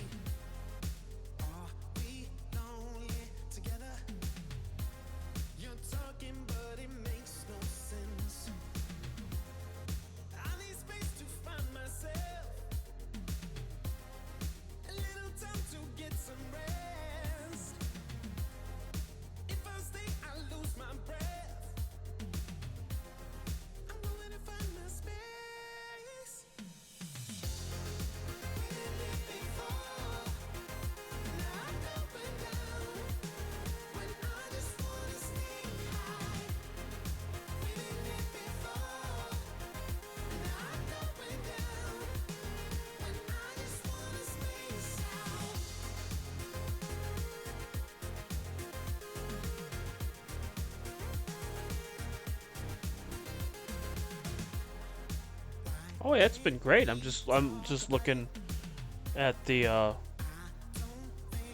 here for the mead.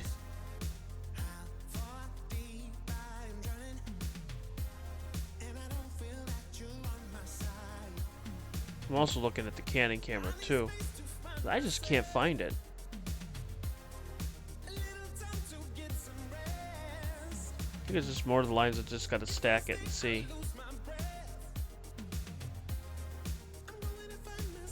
So I've taken 1, 2, 3. Can't count that one. So 3. So I got an hour.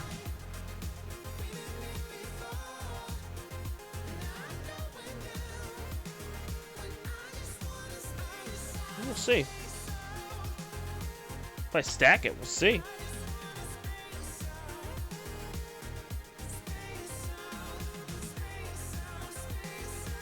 I just want to see what the camera looks like with the 15-minute exposure on the left. Just want to blow it out just to see.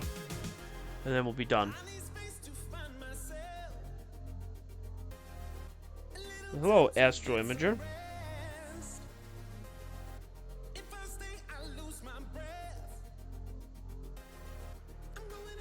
So we're going to go till 2:14, 2:13, and then we'll call it a night.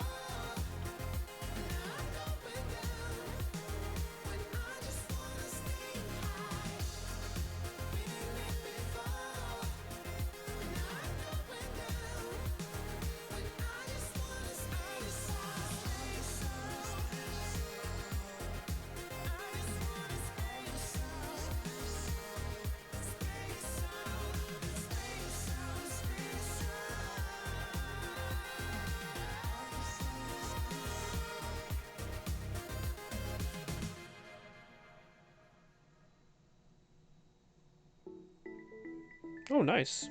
It's 2:04 here. I've been waiting all my life for something. I've been down the darkest roads and up in the clouds, but I've always felt that something's missing.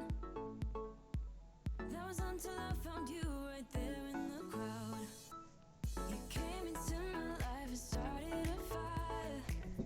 You made me feel like I could touch the sky. Oh, there's nothing missing now that you're my desire. Now all I have to do is to make you mine. 'Cause I know, and you know what we could be. Like a song, like a perfect melody. Baby, don't say you don't believe in me. 'Cause you know, and I know, we're onto something good. You know, and I know, we got something good.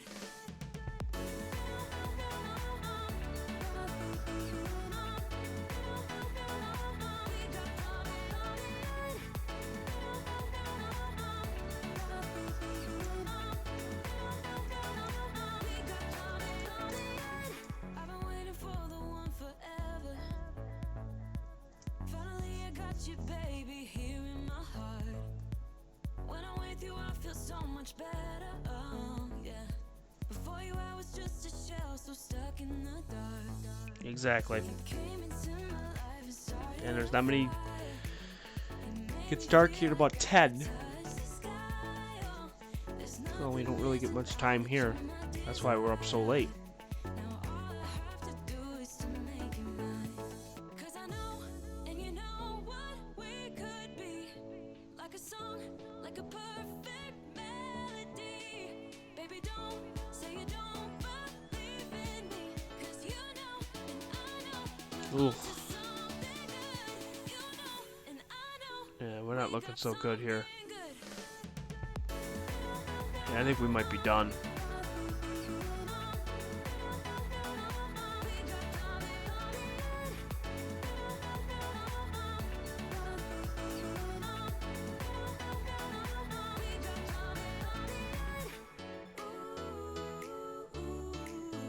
I don't know why it looks so bad. Baby, don't be shy.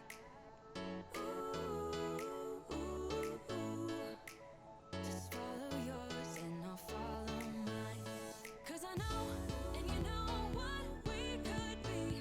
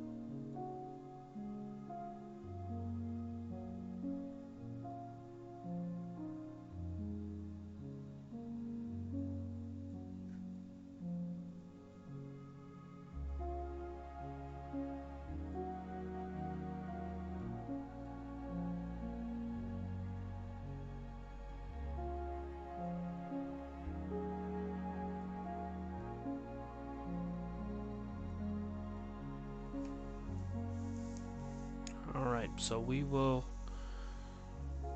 just about call it a night.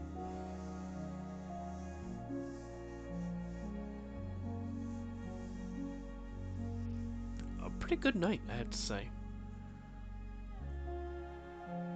We really rocked it out tonight. We did phenomenal.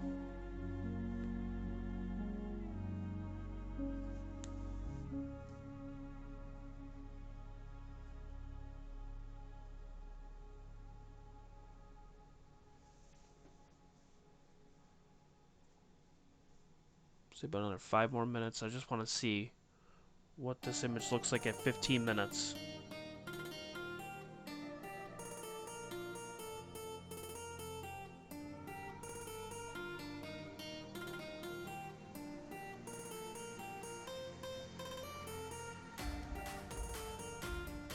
I think the cord on the QHY is getting pulled. I think that's why, or it's being twisted. So I'm gonna probably.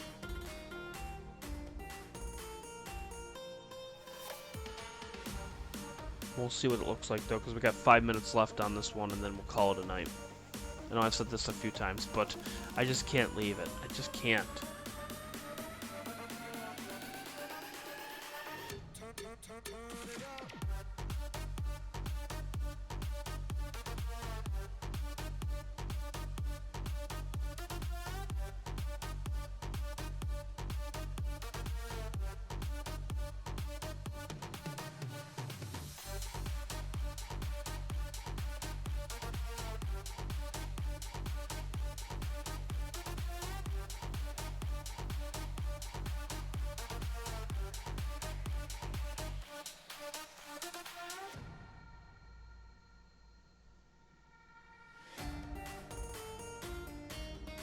We have 4 minutes left.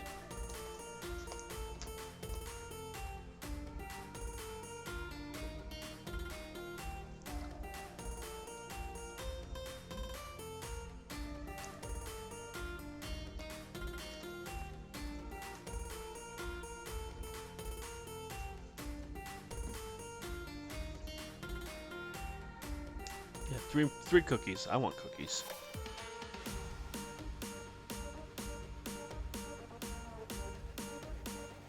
Three and a half minutes left. I've never taken a 15-second exposure with this monochrome, so we'll see what it looks like.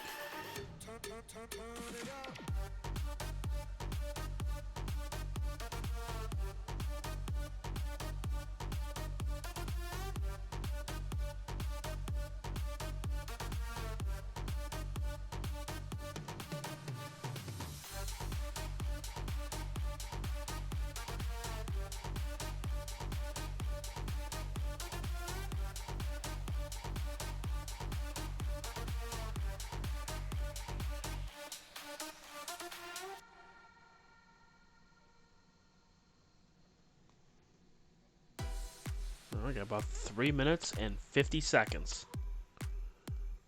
And hello there, Headband Harvest. And wherever I may roam.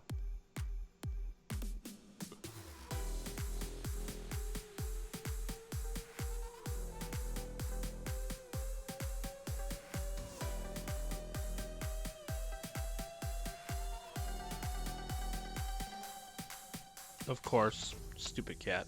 All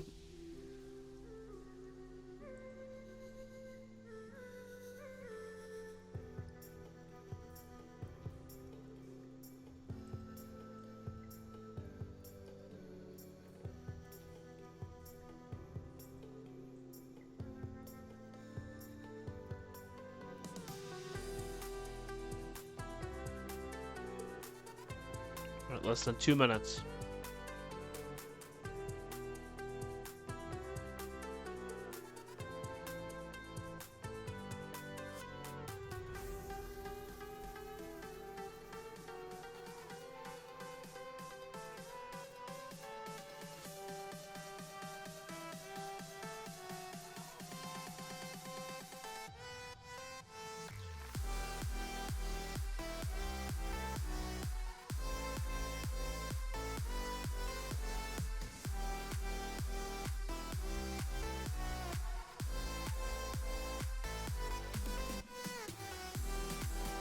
got about just a little bit over a minute to go, and then we'll see what it looks like, and then we'll say our goodbyes for the night.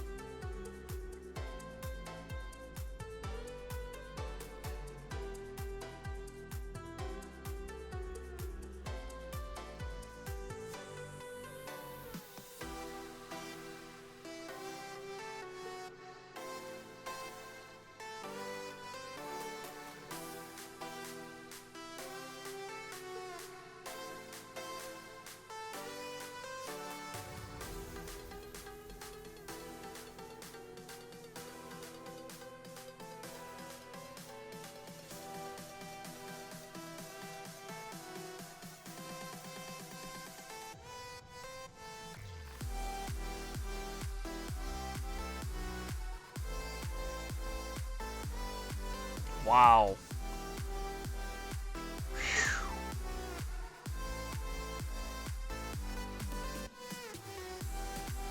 That's bright. This is a 15-minute image.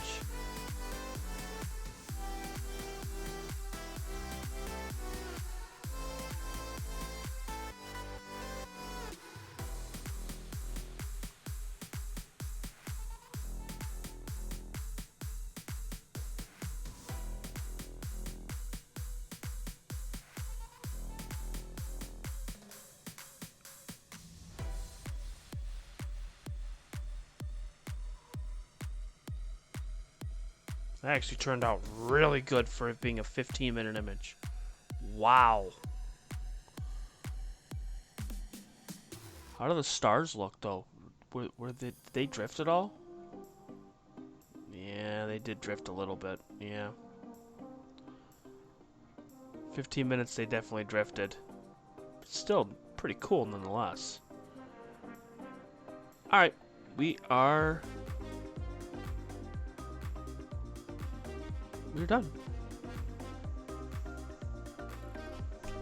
So, I want to thank every single person that came on this evening, as we still have 6 people watching right now, but we're going to start in reverse order, of course, naturally. I want to thank Headband Harvest for coming on. Lol. More Jello. Sammy Airlines. Justin T, I know you came in way before. It was when we first started the stream. Hemi, I know you were on. Kimmy, you were on for a little bit. Mike, Joe.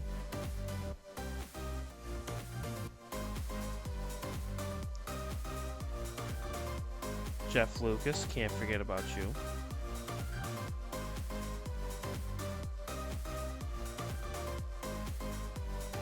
So lots of people came on. Astro Live. Yeah, Astro Live was on. So, yeah.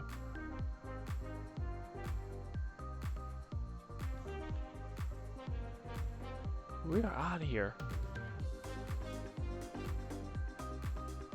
Remember, everybody, we are going to be doing a process party tomorrow night. Should be about 8 o'clock tonight. And we should be in good shape. And yeah.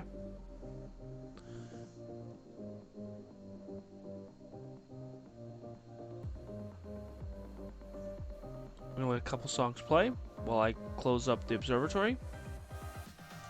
But I want to thank you guys, and I'll see you guys tomorrow. Thank you, guys. Have a great night. Bye.